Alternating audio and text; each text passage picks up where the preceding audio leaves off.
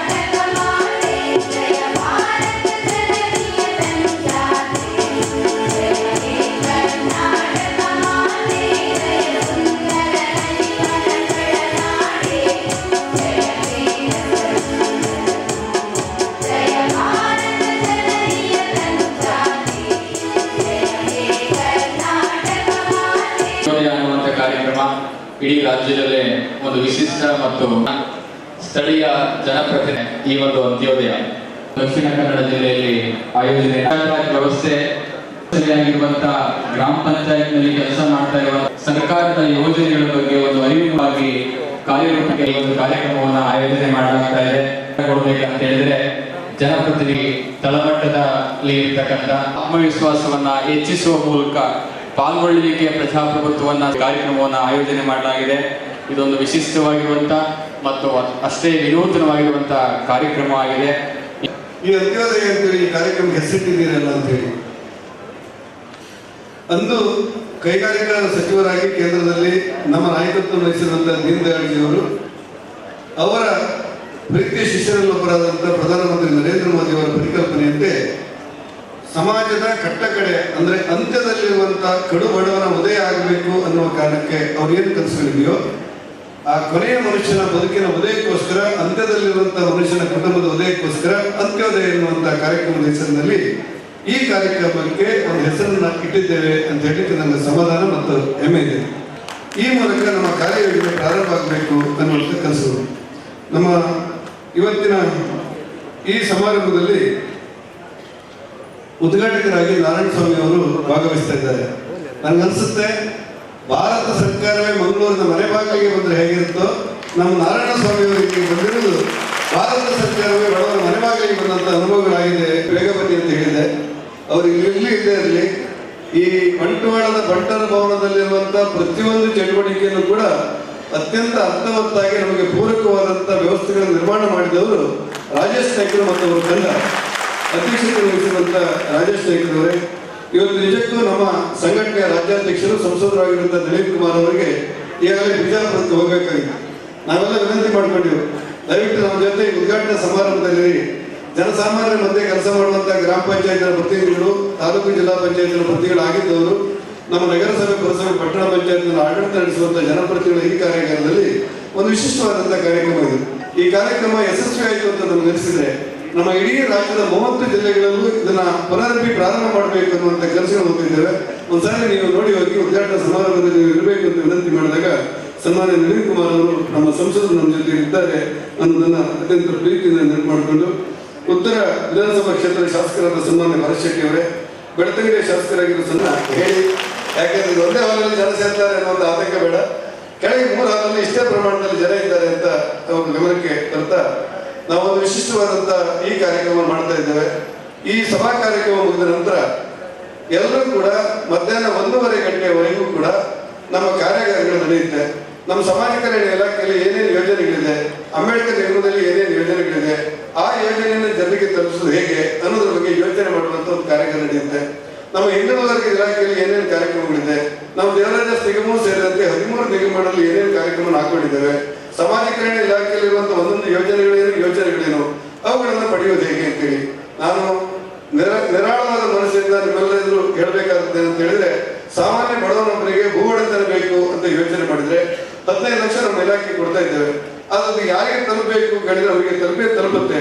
ತಲುಪುವ ಸಂದರ್ಭದಲ್ಲಿ ಅವರ ಪರದಾಟ ಇದೆಯಲ್ಲ, ಮಧ್ಯದಲ್ಲಿ ಒಂದು ತಪ್ಪಾಯಿತು ನನ್ನಿಂದ. ಸನ್ಮಾನ್ಯ ಜಯಪ್ರಕಾಶ್ ಹೆಗ್ಡೆ ಅವರು ರಾಜ್ಯ ಹಿಂದುಳಿದ ವರ್ಗದ ಆಯೋಗದ ಅಧ್ಯಕ್ಷರು ವೇದಿಕೆಯಲ್ಲಿದ್ದಾರೆ, ಅವರನ್ನ ನೆನಪು ಮಾಡಿಕೊಳ್ತೇನೆ. ಕಡೆಯ ಹರೀಶ್ ಅವರು ಇದ್ದಾರೆ ಮತ್ತು ಉಲ್ಲೇಖ ಮಾಡಿದ್ದೇನೆ. ಒಂದು ನಮ್ಮ ಇಲಾಖೆಯಲ್ಲಿರುವಂಥ ಯೋಜನೆ ಸಾಮಾನ್ಯ ಜನರಿಗೆ ತಲುಪಲಿಕ್ಕೆ ಬಡಿದಾಡುವಂಥ ಪರಿಸ್ಥಿತಿಗಳು ನೋಡಿದಾಗ ನಮ್ಮ ಗ್ರಾಮ ಪಂಚಾಯತಿನ ಅಥವಾ ನಮ್ಮ ಸ್ಥಳೀಯಾಡಳಿತ ಜನಪ್ರತಿನಿಧಿಗಳಿಗೆ ಈ ಯೋಜನೆ ಬಗ್ಗೆ ಅರಿವಾದ್ರೆ, ನೀವು ಯಾಕೋ ಒಂದೊಂದು ವಾರ್ಡ್ನಲ್ಲಿ ಒಂದೊಂದು ಗ್ರಾಮದಲ್ಲಿ ನಿಮ್ಮದೇ ಆದಂಥ ಸಂಪರ್ಕವನ್ನು ಹೊಂದಿದವರು, ಎಲ್ಲ ಬಡವರನ್ನು ಬೇಕು, ನಮಗೆ ಯೋಜನೆ ಬೇಕು ಅಂತ ಹೇಳಿದ್ರೆ ಅವನನ್ನು ನೇರವಾಗಿ ತೆಗೆದುಕೊಂಡು ಬಂದು ಅರ್ಜಿ ಹಾಕಲಿಕ್ಕೆ ಅವಕಾಶಗಳಿದೆ. ಈಗಾಗಲೇ ಸಾಕಷ್ಟು ನಮ್ಮ ಎಲ್ಲ ಇಲಾಖೆಗಳು ಆನ್ಲೈನ್ ಆಗಿವೆ. ಅರ್ಜಿಗಳು ಆನ್ಲೈನ್ ಮೂಲಕ ಹಾಕಬೇಕು, ವಿದ್ಯಾರ್ಥಿಗಳು ಆನ್ಲೈನ್ ಮೂಲಕ ಹಾಕಬೇಕು. ತುಂಬಾ ಕಡೆ ವಿದ್ಯಾರ್ಥಿಗಳು ಏನ್ ಮಾಡ್ತಾರೆ ಅಂದ್ರೆ, ನಮ್ಗೆ ಇಂಟರ್ನೆಟ್ ಕೊರತೆಗಳಿರುತ್ತೆ, ನಮ್ಗೆ ರೇಷನ್ ಕೊರತೆ ಇರುತ್ತೆ ಅನ್ನುವಂಥ ಮಾತುಗಳನ್ನು ಹೇಳ್ತಾ ಇದ್ದಾರೆ. ನಮ್ಮ ಮನಸ್ಸೊಳಗೆ ಇರೋದು, ನಾನು ನಾಗಲಕ್ಷ್ಮಿ ಜೊತೆಯಲ್ಲೂ ಮಾತಾಡಿದ್ದೆ ಮತ್ತು ಎಲ್ಲ ಹಿರಿಯ ಜೊತೆಯಲ್ಲೂ ಮಾತಾಡ್ತಾ ಇದ್ದೇನೆ. ನಮ್ಮ ಗ್ರಾಮ ಪಂಚಾಯತಿನ ಕೇಂದ್ರವಾಗಿ ಇಟ್ಟುಕೊಂಡು ಯಾರೇ ಫಲಾನುಭವಿಗಳು ನೇರವಾಗಿ ಗ್ರಾಮ ಪಂಚಾಯತಿಗೆ ಬಂದು ಗ್ರಾಮ ಪಂಚಾಯತಿನ ಮೂಲಕ ಅರ್ಜಿ ಸಲ್ಲಿಸುವಂತ ಒಂದು ಅವಕಾಶಗಳಿದ್ರೆ ಅದು ಹೆಚ್ಚು ಸುಲಭ ಆಗುತ್ತೆ ಅನ್ನೋದು ನಮ್ಮೆಲ್ಲರ ಲೋಕಾನುಭವದ ಯೋಚನೆಗಳು. ಅಂತ ಯೋಜನೆಗಳನ್ನು ಮಾಡಬೇಕು ಅಂತೇಳಿ ಮುಂದಿನ ದಿನಗಳಲ್ಲಿ ನಮ್ಮ ಇಲಾಖೆಯ ಎಲ್ಲ ಕಾರ್ಯಕ್ರಮಗಳು ಕೂಡ ಗ್ರಾಮ ಪಂಚಾಯತಿನ ಮೂಲಕ ಮತ್ತು ನಮ್ಮ ತಾಲೂಕು ನಮ್ಮ ಅಧಿಕಾರಿಗಳ ಮೂಲಕ ನಮ್ಮ ಅರ್ಜಿ ಸಲ್ಲಿಸುವಂತ ವ್ಯವಸ್ಥೆಗಳು ಮಾಡಿದ್ರೆ ಬಹುತೇಕ ಜನರಿಗೆ ಪರದಾಡೋದು ತಪ್ಪುತ್ತೆ, ಮತ್ತೆ ಯಾರ್ಯಾರು ನಾವು ಮಾಡಿಕೊಡ್ತೇವೆ ಅಂತ ಹೇಳುವಂಥದ್ದು ತಪ್ಪುತ್ತೆ ಅಂತ ಯೋಚನೆ ಇದೆ ನಮಗೆ. ಆ ಯೋಜನೆ ಕಾರ್ಯಗತವಾಗಬೇಕಾದ್ರೆ ನಮ್ಮ ಸ್ಥಳೀಯಾಡಳಿತದ ಎಲ್ಲ ಪ್ರತಿನಿಧಿಗಳು ಸಕ್ರಿಯವಾಗಿ ನಮಗೆ ಸಹಕಾರ ಮಾಡಬೇಕಾದಂಥ ಅವಶ್ಯಕತೆ ಇದೆ. ಆ ಕಾರಣಕ್ಕೆ ಜನಪ್ರತಿನಿಧಿಗಳ ಜೊತೆಯಲ್ಲಿ ನಮ್ಮ ಇಲಾಖೆ ಇವತ್ತು ಈ ಕಾರ್ಯಕ್ರಮವನ್ನ ಹಮ್ಮಿಕೊಂಡಿದೆ. ಒಂದು ಮಾತನ್ನ ನಾನು ಉಲ್ಲೇಖಿಸಬೇಕಾದಂತ ಅಗತ್ಯ ಇದೆ. ನಾನು ನಮ್ಮೆಲ್ಲ ಅಧಿಕಾರಿಗಳಿಗೆ ಹೇಳಿದ್ದೆ, ಮನೆ ಯಾದಗಿರಿಗೆ ಹೋಗಿದ್ದೆ, ಬೀದರಿಗೆ ಹೋಗಿದ್ದೆ, ಕಲಬುರಗಿಗೆ ಹೋಗಿದ್ದೆ. ನಾನು ಇವತ್ತು ಸಂಜೆ ಮತ್ತೆ ಬಿಜಾಪುರಕ್ಕೆ ಹೋಗ್ತಾ ಇದ್ದೇನೆ. ನಮ್ಮೆಲ್ಲ ಇಲಾಖೆಗಳಿಗೂ ಕೂಡ ಸ್ಪಷ್ಟವಾದ ಮಾತುಗಳಲ್ಲಿ ಹೇಳುವುದೇನಂತ ಹೇಳಿದ್ರೆ, ಅತ್ಯಂತ ಪಾರದರ್ಶಕವಾಗಿ ನಮ್ಮ ಇಲಾಖೆಯನ್ನ ನಾವು ಸಾರ್ವಜನಿಕರಿಂದ ತೆರೆದಿಡಬೇಕು. ತುಂಬಾ ಜನರಿಗೆ ಕುತೂಹಲ ಇದೆ, ಜಿಜ್ಞಾಸೆ ಇದೆ, ಸ್ವಲ್ಪ ಆತಂಕ ಕೂಡ ಇದೆ. ಸಮಾಜ ಕಲ್ಯಾಣ ಇಲಾಖೆಯಲ್ಲಿ 26,000 ಕೋಟಿ ರೂಪಾಯಿ ಬಜೆಟ್ ಇದೆ ನಮ್ಮ ಕೈಲಿ. ಯಾವ ಕಾರಣಕ್ಕೂ 1 ರೂಪಾಯಿ ಲ್ಯಾಪ್ಸ್ ಆಗುದಿಲ್ಲ. ಕೊರೋನಾ ಬರಲಿ, ಎಂತ ಸ್ಥಿತಿ ಇದ್ರೂ ಕೂಡ ಸಮಾಜ ಕಲ್ಯಾಣ ಇಲಾಖೆ ಹಣ ಲ್ಯಾಪ್ಸ್ ಆಗಿಲ್ಲ. ಬಜೆಟ್ ಅಲ್ಲಿ ಕೊಟ್ಟಿರುವಂತ 100ಕ್ಕೆ 100 ಹಣ ಇದೆ ನಮ್ಮ ಹತ್ರ. ಕರ್ನಾಟಕ ರಾಜ್ಯದಲ್ಲಿ ನಮ್ಮ ಇಲಾಖೆ ವ್ಯಾಪ್ತಿಯಲ್ಲಿ, ನಮ್ಮ ಪರಿಶಿಷ್ಟ ಜಾತಿಯ ವ್ಯಾಪ್ತಿಯಲ್ಲಿ 1,27,00,000 ಜನಸಂಖ್ಯೆ ಇದ್ದಾರೆ. 6.5 ಕೋಟಿಯಲ್ಲಿ 28 ಲಕ್ಷ ಕುಟುಂಬಗಳಿವೆ. ಇಷ್ಟಾಗಿಯೂ ಕೂಡ, ಇಷ್ಟು ಅನುದಾನ ಮಧ್ಯದಲ್ಲೂ ಕೂಡ 5,500 ಕುಟುಂಬಕ್ಕೆ ಸ್ವಂತ ಮನೆ ಇಲ್ಲ. 5,500 ಲಕ್ಷ ಕುಟುಂಬಕ್ಕೆ ಸ್ವಂತ ಮನೆ ಇಲ್ಲ. 4.5 ಲಕ್ಷ ಕುಟುಂಬಕ್ಕೆ ಸ್ವಂತ ನೆಲೆ ಇಲ್ಲ. ಹಾಗಾಗಿ ಮೂಲಭೂತ ಸೌಕರ್ಯಗಳು ಏನು ಅಂತ ಕೇಳಿದ್ರೆ, ಬಡವನಿಗೆ ಬದುಕಲಿಕ್ಕೆ ಒಂದು ಮನೆ, ಅವನ ನೆಲ, ಅವನು ನಿಂತಿರುವಂತ ನೆಲ ಅವನ ಹೆಸರಿಗೆ, ಅವನ ಮನೆಗೆ ಒಂದು ವಿದ್ಯುತ್ ಮಕ್ಕಳು ಓದಲಿಕ್ಕೆ, ಅವನ ಕುಟುಂಬಕ್ಕೆ ಒಂದು ಶೌಚಾಲಯ, ಅವನ ಮಕ್ಕಳಿಗೆ ಉನ್ನತವಾದ ಶಿಕ್ಷಣ ಕೊಡಬೇಕು. ಇದು ಮೂಲಭೂತ ಸೌಕರ್ಯಗಳಲ್ಲಿ ಒಂದು. ಈ ಅವಶ್ಯಕತೆಗಳನ್ನ ನಾವು ಮೊದಲಾಗಿ ಪೂರೈಸಬೇಕಾದಂತ ಅವಶ್ಯಕತೆ ಇದೆ ಅಂತ ನನಗನ್ಸುತ್ತೆ.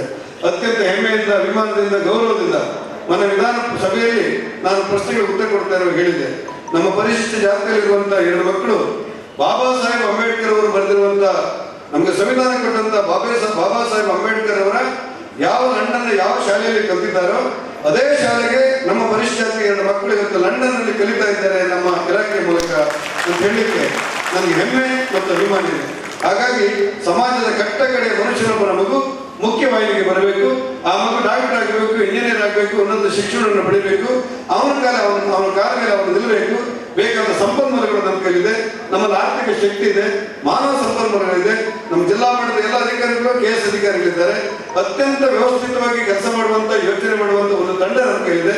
ಆ ಕಾರಣಕ್ಕೆ ನಾವು ಅತ್ಯಂತ ಯೋಜನಾಬದ್ಧವಾಗಿ ಕೆಲಸ ಮಾಡಿದ್ರೆ 1-2 ವರ್ಷಗಳಲ್ಲಿ ನಮ್ಮ ಗುರಿ ಮುಟ್ಟುವಂತ ಒಂದು ಯೋಚನೆ ನಮ್ಮ ಕೈಲಿದೆ.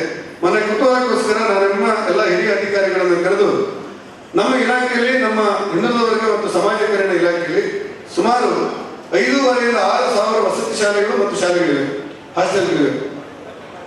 ಗಾಂಧಿ ಜಯಂತಿಯನ್ನು ಪ್ರಧಾನಮಂತ್ರಿ ನರೇಂದ್ರ ಮೋದಿ ಅವರ ಆಶಯದಂತೆ ಒಂದ್ಸಾರಿ ಈ ಸ್ವಚ್ಛತಾ ಆಂದೋಲನಕ್ಕೆ ಚಾಲನೆ ಕೊಡಬೇಕು ಅಂತ ಯೋಚನೆ ಮಾಡಿದೆವು. ನಾವು ಎಲ್ಲ ನಮ್ಮ ಕಮಿಷನರ್ ಅವರು, ನಮ್ಮ ಸೆಕ್ರೆಟರಿ ಅವರು ಎಲ್ಲ ಕಡೆ ನೋಡಲ್ ಅಧಿಕಾರಿಗಳನ್ನು ನೇಮಕ ಮಾಡಿದರು.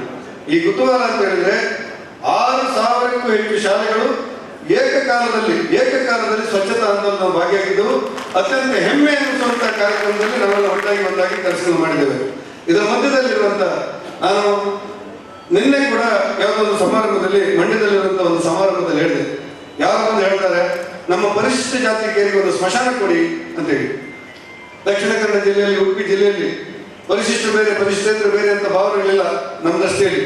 ಡಾಕ್ಟರ್ VS ಆಚಾರ್ಯ ಅಂತ ಆದರ್ಶ ಪುರುಷನನ್ನ ಯಾವ ಸೆಲಾಖಾನ ಭಾಗದಲ್ಲಿ ಅಜ್ಜರ ಕಾಡಿನಲ್ಲಿರುವಂತ ಸ್ಮಶಾನದಲ್ಲಿ ನಾವು ಸಂಸ್ಕಾರ ಮಾಡಿದೆವು, ಅದೇ ಸೆಲಾಖಾನ ಭಾಗದಲ್ಲಿ ಪರಿಶಿಷ್ಟ ಜಾತಿಯವರು ಕೂಡ ಮರುದಿವಸ ಸಂಸ್ಕಾರ ಮಾಡಿದ್ದನ್ನು ನಾವು ಗಮನಿಸಿದೆವು. ಜಾತಿ, ವರ್ಗ, ಧರ್ಮಗಳನ್ನು ಮೀರಿ ಮಾನವೀಯತೆ ನೆಲೆಯಲ್ಲಿ ನಮ್ಮ 2 ಜಿಲ್ಲೆಗಳು ಒಂದಾಗಿ ಬರ್ತಾ ಇದೆ ಅಂತ ನನಗನ್ಸುತ್ತೆ. ಅಲ್ಲೂ ಇಲ್ಲ ಲೋಕಗಳಿದ್ರೆ ಅದು ಸರಿಪಡಿಸ್ಕೊಂಡು ಮುಂದಾಗಬೇಕನ್ನೋ ಜವಾಬ್ದಾರಿಗಳು ನಮ್ಮ ಮೇಲಿದೆ. ಆದರೆ ಅತ್ಯಂತ ದೊಡ್ಡ ಜಿಲ್ಲೆಗಳಲ್ಲಿ, ದೊಡ್ಡ ರಾಜಕಾರಣಿಗಳಿರುವಂತಹ ಜಿಲ್ಲೆಯಲ್ಲಿ ಜಾತಿಗೊಂದು ಸ್ಮಶಾನವನ್ನು ನೋಡಿ ನಾನು ಬೆರಗಾಗ್ತೇನೆ. ಆ ಕಾರಣಕ್ಕೆ ಸಮಾಜದ ಸ್ವಸ್ಥತೆ ಬರಬೇಕಾದ್ರೆ ನಾವೆಲ್ಲ ಒಟ್ಟಾಗಿ ಬಾಳ್ಬೇಕು. ಅತ್ಯಂತ ನೋವಿನ ಸಂಗತಿ ಅಂತ ಹೇಳಿದ್ರೆ, ಕೊಪ್ಪಳ ಜಿಲ್ಲೆಯಲ್ಲಿರುವಂತ ಯಾವುದೋ ಒಂದು ದೇವಸ್ಥಾನದ ಪಕ್ಕ ತಂದೆ ತಾಯಿ ಒಂದು 2 ವರ್ಷದ ಮಗುವನ್ನ ಕರ್ಕೊಂಡು ದೇವಸ್ಥಾನಕ್ಕೆ ಹೊರಗೆ ನಿಂತು ಕೈ ಮುಗಿತಾರೆ. ಮಗು ಕೈ ತರಿಸಿಕೊಂಡು ದೇವಸ್ಥಾನಕ್ಕೆ ಒಳಗೋಗುತ್ತೆ. ಆ ಮಗು ಒಳಗೋಯ್ತು ಅನ್ನೋ ಕಾರಣಕ್ಕೋಸ್ಕರ ಅವರಿಗೆ ದಂಡ ಹಾಕೋದನ್ನ ಕಂಡು ನಾನು ಆತಂಕಿತನಾಗಿದ್ದೆ. ಎಂತ ದುಸ್ಥಿತಿಯಲ್ಲಿ ನಾವಿದ್ದೇವೆ ಅಂತೇಳಿ. ಆ ಕಾರಣಕ್ಕೆ ನಾನು ನಮ್ಮೆಲ್ಲರಿಗೂ ವಿನಂತಿ ಮಾಡುವುದು, ಕರ್ನಾಟಕ ರಾಜ್ಯದಲ್ಲಿ ಅಸ್ಪೃಶ್ಯತೆ ಅನ್ನೋದು ಸಂಪೂರ್ಣ ತೊಡಗಿ ಹೋಗ್ಲಿಕ್ಕೆ ಏನೇನು ಯೋಚನೆಗಳು ಬೇಕೋ ಅದನ್ನೆಲ್ಲ ಮಾಡಬೇಕು ಅಂತೇಳಿ ನಾವೆಲ್ಲ ತೀರ್ಮಾನ ಮಾಡಿದ್ದೇವೆ. ನಮ್ಮ ಆ ಹಿನ್ನೆಲೆಯಲ್ಲಿ ಒಂದಷ್ಟು ಹೊಸ ಯೋಜನೆಗಳನ್ನ, ಹೊಸ ಕಲ್ಪನೆಗಳನ್ನು ಕೊಡಬೇಕು ಅನ್ನುವಂತ ಕನಸುಗಳನ್ನು ಹೊತ್ತು ಈ ಕಾರ್ಯಕ್ರಮಗಳನ್ನು ಆಯೋಜನೆ ಮಾಡ್ತಾ ಇದ್ದೇನೆ. ನಾನು ವೇದಿಕೆಯಲ್ಲಿರುವಂಥ ಎಲ್ಲ ಗೌರವಾನ್ವಿತ ಜನಪ್ರತಿನಿಧಿಗಳಿಗೆ, ನಮ್ಮೆಲ್ಲ ಮುಖಂಡರಿಗೆ, ಎಲ್ಲ ಹಿರಿಯ ಅಧಿಕಾರಿಗಳಿಗೆ, ಬಂದಿರುವಂತಹ ಗ್ರಾಮ ಪಂಚಾಯತ್ನ ಅಧ್ಯಕ್ಷರು, ಉಪಾಧ್ಯಕ್ಷರು, ತಾಲೂಕು ಪಂಚಾಯತ್, ಜಿಲ್ಲಾ ಪಂಚಾಯತ್ನ ಪ್ರತಿನಿಧಿಗಳಾಗಿದ್ದವರು, ಇವರೆಲ್ಲರೂ ಕೂಡ ನಾವು ಒಂದಾಗಿ ಕೆಲಸಗಳು ಮಾಡೋಣ. ನಮ್ಮ ಇಡೀ ಇಲಾಖೆಯನ್ನ ಪಾರದರ್ಶಕವಾಗಿ ಇಟ್ಟುಕೊಂಡು ಸಾಮಾನ್ಯ ಬಡವರಿಗೆ ಪ್ರಥಮ ಆದ್ಯತೆ ಕೊಡುವಂತ ಯೋಚನೆಯನ್ನ ಮಾಡಬೇಕು ಅನ್ನುವಂತ ನಮ್ಮ ಆಶಯಕ್ಕೆ ಪೂರಕವಾಗಿ ನಮ್ಮ ಇಲಾಖೆ ಇವತ್ತು ಮಂಗಳೂರಿನ ಬಂಟ್ವಾಳದ ಹೃದಯ ಭಾಗದಲ್ಲಿ ಇದ್ದುಕೊಂಡು ಜನಪ್ರತಿನಿಧಿಗಳಿಗೆ ಮಾಹಿತಿ ಶಿಬಿರವನ್ನು ಏರ್ಪಡಿಸ್ತಾ ಇದೆ. 1-1.5 ಗಂಟೆಗಳ ಕರೆಗೆ ನಾವೆಲ್ಲ ಒಂದಾಗಿ ಕೂತ್ಕೊಳ್ಳೋಣ. 1:30 ಗಂಟೆಗೆ ನಮ್ಮ ಕಾರ್ಯಕ್ರಮಗಳ ಪ್ರಾತ್ಯಕ್ಷಿಗಳನ್ನು ಮುಗಿದ ನಂತರ ಊಟ ಮಾಡಿ ಮತ್ತೆ 2:30 ಗಂಟೆಗೆ ಮತ್ತೆ ಹೊರಡಿಸಿರ್ತೇವೆ ನಾವು. 2:30ರಿಂದ 3 ಗಂಟೆವರೆಗೆ 3 ಗಂಟೆ 10 ನಿಮಿಷದವರೆಗೆ ಚರ್ಚೆಗಳು ನಡೆಯುತ್ತೆ. ನಿಮಗಿರುವಂತಹ ಕುತೂಹಲ ಇರ್ಬೋದು, ಜಿಜ್ಞಾಸೆ ಇರ್ಬೋದು, ಆತಂಕಗಳಿರ್ಬೋದು, ಅನುಮಾನಗಳಿರ್ಬೋದು, ಎಲ್ಲ ಪ್ರಶ್ನೆಗಳಿಗೆ ಉತ್ತರ ಕೊಡುವಂತ ಯೋಚನೆಯನ್ನ ರೂಪಿಸಿಕೊಂಡಿದ್ದೇವೆ ಅನ್ನೋದನ್ನು ಬಹಳ ಪ್ರೀತಿಯಿಂದ ಹೇಳ್ತಾ ನಿಮ್ಮೆಲ್ಲರಿಗೂ ಮತ್ತೆ ಸ್ವಾಗತವನ್ನು ವಹಿಸಿ ಈ ಕಾರ್ಯಕ್ರಮಕ್ಕೆ ಯಶಸ್ವಿಯಾದ ಎಲ್ಲರಿಗೂ ಕೂಡ ನಾನು ಆಭಾರಿಯಾಗಿದ್ದೇನೆ ಅನ್ನುವಂಥ ಮಾತನ್ನು ಹೇಳಿ ನಮ್ಮ ಇಲಾಖೆ ಜನಸಾಮಾನ್ಯರ ಮಧ್ಯೆ ಬರಲಿಕ್ಕೆ ಅವಕಾಶ ಮಾಡಿಕೊಟ್ಟಂತ ಎಲ್ಲ ಸಂಘಟನೆ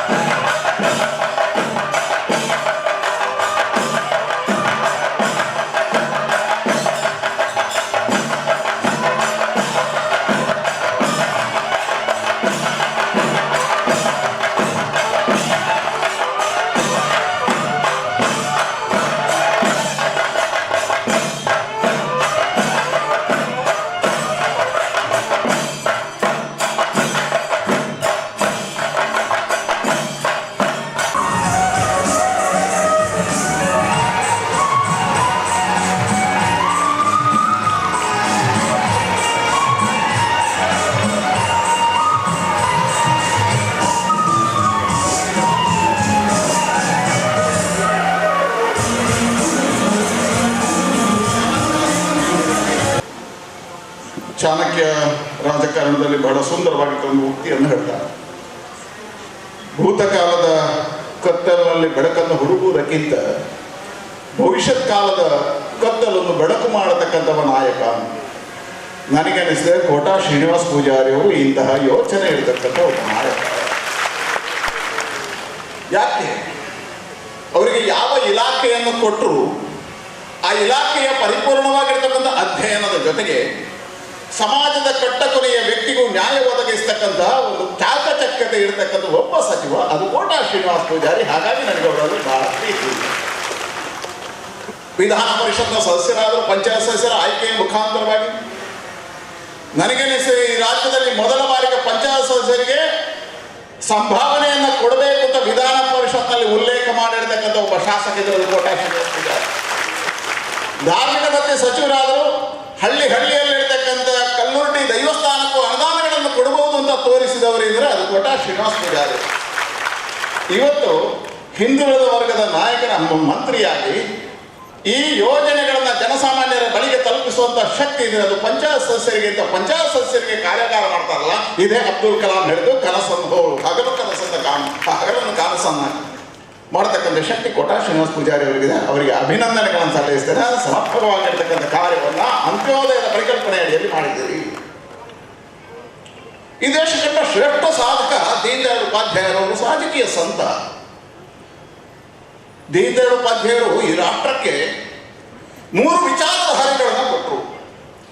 ಆ ವಿಚಾರಧಾರೆಗಳು ಏನಿತ್ತು ಕೇಳಿದ್ರೆ, ಈ ದೇಶದಲ್ಲಿ ಸ್ವದೇಶಿ ಚಿಂತನೆಯ ಆಧಾರದಲ್ಲಿ ಆರ್ಥಿಕ ಚಿಂತನೆಗಳಿರಬೇಕು. ಸ್ವದೇಶಿ ಚಿಂತನೆಯ ಆರ್ಥಿಕದ ಮುಖಾಂತರವಾಗಿ ಭಾರತ ಎತ್ತರಕ್ಕೆ ಇರಬೇಕು ಅನ್ನತಕ್ಕಂಥ ಪರಿಕಲ್ಪನೆಗಳು ಒಂದಾದರೆ, ಆ ಸ್ವದೇಶಿ ಆರ್ಥಿಕ ನೀತಿಯ ಜೊತೆಗೆ ಅನುಷ್ಠಾನಗೊಳಿಸಬೇಕಿದ್ರೆ ವ್ಯಕ್ತಿಯ ಮಹತ್ವಗಳು ತಿಳಿಬೇಕು. ಅದಕ್ಕೋಸ್ಕರ ಪರಿಕಲ್ಪನೆಗಳನ್ನು ಕೊಡ್ತಾರೆ. ಮನಸ್ಸು, ಬುದ್ಧಿ, ಆತ್ಮ. ಮನಸ್ಸಿನ ಹಿಡಿತ ಇರಬೇಕು. ಮನಸ್ಸಿನ ಹಿಡಿತ ಮುಖಾಂತರ ಬುದ್ಧಿಯ ಹಿಡಿತ ಇರಬೇಕು. ಮನಸ್ಸು ಬುದ್ಧಿಯ ಹಿಡಿತ ಮುಖಾಂತರ ಆತ್ಮವನ್ನು ಕಾಣಬೇಕು. ಆತ್ಮವನ್ನು ಕಂಡಾಗ ಪರಮಾತ್ಮ ಸಿಗ್ತಾನೆ. ಹಾಗಾಗಿ ಪ್ರತಿಯೊಬ್ಬ ವ್ಯಕ್ತಿಯ ಹೃದಯದಲ್ಲೂ ಪರಮಾತ್ಮ ಇದ್ದಾನೆ ಅಂತ ಗುರುತಿಸಿ ಹೇಳಿರ್ತಕ್ಕಂಥವ್ರು ಅದು ದೀನ್ ದಯಾಳ್ ಉಪಾಧ್ಯಾಯರು. ಹಾಗಾಗಿ ಪರಮಾತ್ಮನ ಪೂಜೆ ಆಗಬೇಕು. ಪರಮಾತ್ಮನ ಪೂಜೆ ಹೇಳಿದ್ರೆ ಏನು ಹೇಳ್ತಾರೆ? ಇಲ್ಲಿರ್ತಕ್ಕಂಥ ಕಟ್ಟ ಕೊನೆಯ ವ್ಯಕ್ತಿಯ ಹೃದಯದಲ್ಲೂ ಭಗವಂತ ಇದ್ದಾನೆ. ಆ ಭಗವಂತನಿಗೆ ಸಾಕ್ಷಾತ್ಕಾರ ಆಗಬೇಕು ಅಂತಾದ್ರೆ ಅವನಿಗೆ ಬದುಕುವ ಹಕ್ಕಿದೆ. ಆ ಬದುಕುವ ಹಕ್ಕನ್ನು ಕೊಡುವುದೇ ಅಂತ್ಯೋದಯ ಅನ್ನತಕ್ಕಂಥ ಸ್ಪಷ್ಟವಾಗಿರ್ತಕ್ಕಂಥ ಸಂದೇಶವನ್ನು ಕೊಟ್ಟವರು ದೀನ್ ದಯಾಳ್ ಉಪಾಧ್ಯಾಯ. ದೀನ್ ದಯಾಳ್ ಉಪಾಧ್ಯಾಯರು ಕೊಟ್ಟಿರ್ತಕ್ಕಂಥ ಶ್ರೇಷ್ಠ ಚಿಂತನೆ ಆ ಅಂತ್ಯೋದಯ. ಈ ಅಂತ್ಯೋದಯದ ಪರಿಕಲ್ಪನೆಯಲ್ಲಿ 2014ರಲ್ಲಿ ನರೇಂದ್ರ ಮೋದಿಯವರು ಪ್ರಧಾನಮಂತ್ರಿ ಆದರು. ಈ ದೇಶದ ಪ್ರಧಾನಮಂತ್ರಿ ಸ್ಥಾನಕ್ಕೆ ಹೋಗಿರ್ತಕ್ಕಂಥ ನರೇಂದ್ರ ಮೋದಿ ಅವರು ಯೋಚನೆ ಮಾಡ್ತಾರೆ, ಭಾರತ ಜಗತ್ತೊಂದೇ ಆಗಬೇಕು. ಯಾವ ಪರಿಕಲ್ಪನೆ ಅಡಿಯಲ್ಲಿ? ಮಹಾತ್ಮ ಗಾಂಧಿ ಕಂಡಿರ್ತಕ್ಕಂಥ ಕನಸಿನ ಆಧಾರದಲ್ಲಿ. ಮಹಾತ್ಮ ಗಾಂಧಿ ಯಾವ ಕನಸುಗಳನ್ನು ಕಂಡರು? ಮಹಾತ್ಮ ಗಾಂಧಿ ಹೇಳ್ತಾರೆ ಭಾರತ ರಾಮರಾಜ್ಯ ಆಗಬೇಕು.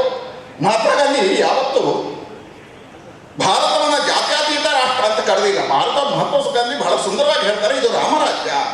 ಆ ರಾಮರಾಜ್ಯದ ಪರಿಕಲ್ಪನೆಗೆ ಉಲ್ಲೇಖಗಳನ್ನು ಮಾಡ್ತಾರೆ. ರಾಮರಾಜ್ಯ ಆಗಬೇಕು ಅಂತ ಆದರೆ ಇಲ್ಲಿ ಗ್ರಾಮಗಳು ಸ್ವರಾಜ್ಯ ಆಗಬೇಕು, ಗ್ರಾಮೋತ್ಥಾನದ ಮುಖಾಂತರ ರಾಷ್ಟ್ರೋತ್ಥಾನ ಆಗಬೇಕು ಅನ್ನತಕ್ಕಂಥ ಪರಿಕಲ್ಪನೆಗಳನ್ನು ಕೊಡ್ತಾರೆ. ಗ್ರಾಮೋತ್ಥಾನ ಹೇಳಿದ್ರೆ ಏನು? ಅಲ್ಲಿರ್ತಕ್ಕಂಥ ಪ್ರತಿಯೊಬ್ಬ ವ್ಯಕ್ತಿಯನ್ನು ಸ್ವಾಭಿಮಾನವನ್ನಾಗಿ ಮಾಡತಕ್ಕಂಥದ್ದೇ ಅದು ಗ್ರಾಮೋತ್ಥಾನ. ಆ ಸ್ವಾಭಿಮಾನ ಬದುಕನ್ನು ಕೊಡ್ತಕ್ಕಂಥದ್ದು ರಾಮೋತ್ಥಾನ. ಆ ರಾಮೋತ್ಥಾನದ ಪರಿಕಲ್ಪನೆಗಳನ್ನು ಕಂಡವರು ಜಗತ್ತೊಂದೇ ಭಾರತ ಮುಖಾಂತರ ನರೇಂದ್ರ ಮೋದಿ. ಗಾಂಧಿಯ ಕನಸುಗಳನ್ನು ಈಡೇರಿಸಿದವರು ಅದು ನರೇಂದ್ರ ಮೋದಿ. ಹಾಗಾಗಿ ನರೇಂದ್ರ ಮೋದಿ ಹೇಳ್ತಾರೆ, ರಾಮರಾಜ್ಯ ಹೇಳಿದ್ರೆ ಏನು? ಗ್ರಾಮ ಸ್ವರಾಜ್ಯದ ಪರಿಕಲ್ಪನೆ ಅಡಿಯಲ್ಲಿ ಜಗತ್ತೊಂದೇ ಭಾರತ ನಿರ್ಮಾಣ ಆಗಬೇಕು ಅಂತ ಆದರೆ ಇಲ್ಲಿರ್ತಕ್ಕಂಥ ಗ್ರಾಮಗಳಿಗೆ ಸ್ವಾಯತ್ತತೆ ಕೊಡಬೇಕು, ಸ್ವಾಭಿಮಾನ ಬದುಕು. ಹಾಗಾಗಿ ನರೇಂದ್ರ ಮೋದಿ 16 ಯೋಜನೆಗಳನ್ನು ಅನುಷ್ಠಾನ ಮಾಡ್ತಾರೆ. ಇವತ್ತು ಇಲ್ಲಿರ್ತಕ್ಕಂಥ ಪಂಚಾಯತ್ ಸದಸ್ಯರು ಎದೆ ತಟ್ಟಿ ಹೇಳಬೇಕು ಅಂತ ಆದರೆ 15ನೇ ಹಣಕಾಸು ಆಯೋಜನೆ ಅಡಿಯಲ್ಲಿ ಪ್ರತಿಯೊಂದು ಗ್ರಾಮ ಪಂಚಾಯತ್ಗಳಿಗೆ ನೇರ ಯೋಜನೆಗಳನ್ನು ಕೊಟ್ಟವರಿದ್ರೆ ಅದು ನರೇಂದ್ರ ಮೋದಿ ಸರ್ಕಾರ. ಇವತ್ತು ಗ್ರಾಮ ಪಂಚಾಯತ್ ಅನುದಾನ ಕೊಡ್ತಾರೆ. ಹಾಗಾಗಿ ಈ ಗ್ರಾಮ ಪಂಚಾಯತ್ನ ಮುಖಾಂತರವಾಗಿ ರಾಷ್ಟ್ರೋತ್ಥಾನದ ಪರಿಕಲ್ಪನೆಗಳನ್ನು ಕೊಟ್ಟಿರ್ತಕ್ಕಂಥ ನರೇಂದ್ರ ಮೋದಿ ಸರ್ಕಾರ, ಅದರ ಜೊತೆಗೆ 16 ಯೋಜನೆಗಳನ್ನು ಕೊಟ್ಟಿರ್ತಕ್ಕಂಥ ಕರ್ನಾಟಕ ರಾಜ್ಯದ ಸರ್ಕಾರ, ಬೊಮ್ಮಾಯಿ ಸರ್ಕಾರ ಮತ್ತು ಯಡಿಯೂರಪ್ಪ ಸರ್ಕಾರ, ಹೀಗೆ 16 ಯೋಜನೆಗಳಿದ್ದರೂ ಸಮೇತ ಹಿಂದಿನ ಸರ್ಕಾರ ಮತ್ತು ಈಗ ಇರತಕ್ಕಂಥ ಕಳೆದ 16 ವರ್ಷಗಳಿಂದ ಈ ಸರ್ಕಾರಗಳು ಕೊಡ್ತಕ್ಕಂಥ ಯೋಜನೆಗಳಿದ್ದಾವೆ. ನನಗನ್ನಿಸ್ತದೆ ಈ ಯೋಜನೆಗಳ ಅನುಷ್ಠಾನಗಳು ಆಗಬೇಕಾದ್ದು ಎಲ್ಲಿ ಕೇಳಿದರೆ, ನಾನು ಯಾವತ್ತೂ ಹೇಳಲಿಕ್ಕಿದೆ, ಪ್ರಧಾನಮಂತ್ರಿ ಈ ದೇಶದಲ್ಲಿ ಎಷ್ಟು ಪವರ್ಫುಲ್, ಪಂಚಾಯತ್ನ ಅಧ್ಯಕ್ಷನು ಅಷ್ಟೇ ಪವರ್ಫುಲ್. ಯಾಕಂದ್ರೆ ದೇಶದ ಪ್ರಧಾನಮಂತ್ರಿ ಯೋಜನೆಗಳನ್ನು ಕೊಡಬಲ್ಲ, ಆ ಯೋಜನೆಗಳನ್ನು ಅನುಷ್ಠಾನಗೊಳಿಸ್ತಕ್ಕಂಥದ್ದು ಗ್ರಾಮ ಪಂಚಾಯತ್. ಆ ಗ್ರಾಮ ಪಂಚಾಯತ್ ಸಶಕ್ತ ಆದರೆ ಅಲ್ಲಿ ಕೇಂದ್ರ ಮತ್ತು ರಾಜ್ಯ ಸರ್ಕಾರದ ಯೋಜನೆಗಳು ಮನೆ ಬಾಗಿಲಿಗೆ ತಲುಪಿಸುವುದು ಅನ್ನುವಂಥದ್ದಿದೆ. ಇವತ್ತು ಈ ಯೋಜನೆಗಳ ಬಗ್ಗೆ ಪರಿಕಲ್ಪನೆಗಳಿಲ್ಲ. ಹಾಗಾಗಿ ಕಾರ್ಯಾಗಾರಗಳ ಕೊರತೆಗಳನ್ನು ಕಂಡಿದ್ದೇವೆ. ನನಗೆ ಅನ್ನಿಸಿದೆ ಇದನ್ನು ನೀಗಿಸುವಂಥ ಕಾರ್ಯ ಗ್ರಾಮ ಪಂಚಾಯತ್ ಸದಸ್ಯರಿಗೆ ಕೇಂದ್ರ ಮತ್ತು ರಾಜ್ಯ ಸರ್ಕಾರ ಕೊಡತಕ್ಕಂಥ ಯೋಜನೆಗಳನ್ನು ಅನುಷ್ಠಾನ ಮಾಡಿಸ್ತಕ್ಕಂಥ ಕೆಲಸ ಕಾರ್ಯಗಳನ್ನು ತಿಳಿಸುವಂಥ ಕೆಲಸವನ್ನು ಅಂತ್ಯೋದಯದ ಮುಖಾಂತರ ಗ್ರಾಮ ಪಂಚಾಯತ್ ಸದಸ್ಯರ ಗುಣಮಟ್ಟಗಳನ್ನು ಹೆಚ್ಚಿಸುವ, ಅವರಿಗೆ ಜ್ಞಾನದ ಅರ್ಚನೆಯನ್ನು ಮಾಡತಕ್ಕಂಥ, ಅವರಿಗೆ ಇನ್ನಷ್ಟು ವಿಷಯಗಳನ್ನು ಕೊಡತಕ್ಕಂಥ ರಾಜ್ಯದಲ್ಲಿ ಅದ್ಭುತವಾಗಿರ್ತಕ್ಕಂಥ ಯೋಜನೆ ಈ ಅಂತ್ಯೋದಯ ಅಂತ ಹೇಳ್ತಾ ಗ್ರಾಮ ಪಂಚಾಯತ್ ಸದಸ್ಯರಿಗೆ ನಾನು ಅಭಿನಂದನೆ ಮತ್ತು ಶುಭಾಶಯಗಳನ್ನು ಸಲ್ಲಿಸ್ತೇನೆ. ಇದರ ಮುಖಾಂತರ ಕೇಂದ್ರ ಮತ್ತು ರಾಜ್ಯ ಸರ್ಕಾರದ ಯೋಜನೆಗಳನ್ನು ಮನೆ ಬಾಗಿಲಿಗೆ ತಲುಪಿಸ್ತಕ್ಕಂಥ ಕೆಲಸವನ್ನು ಮಾಡ್ತಾರೆ.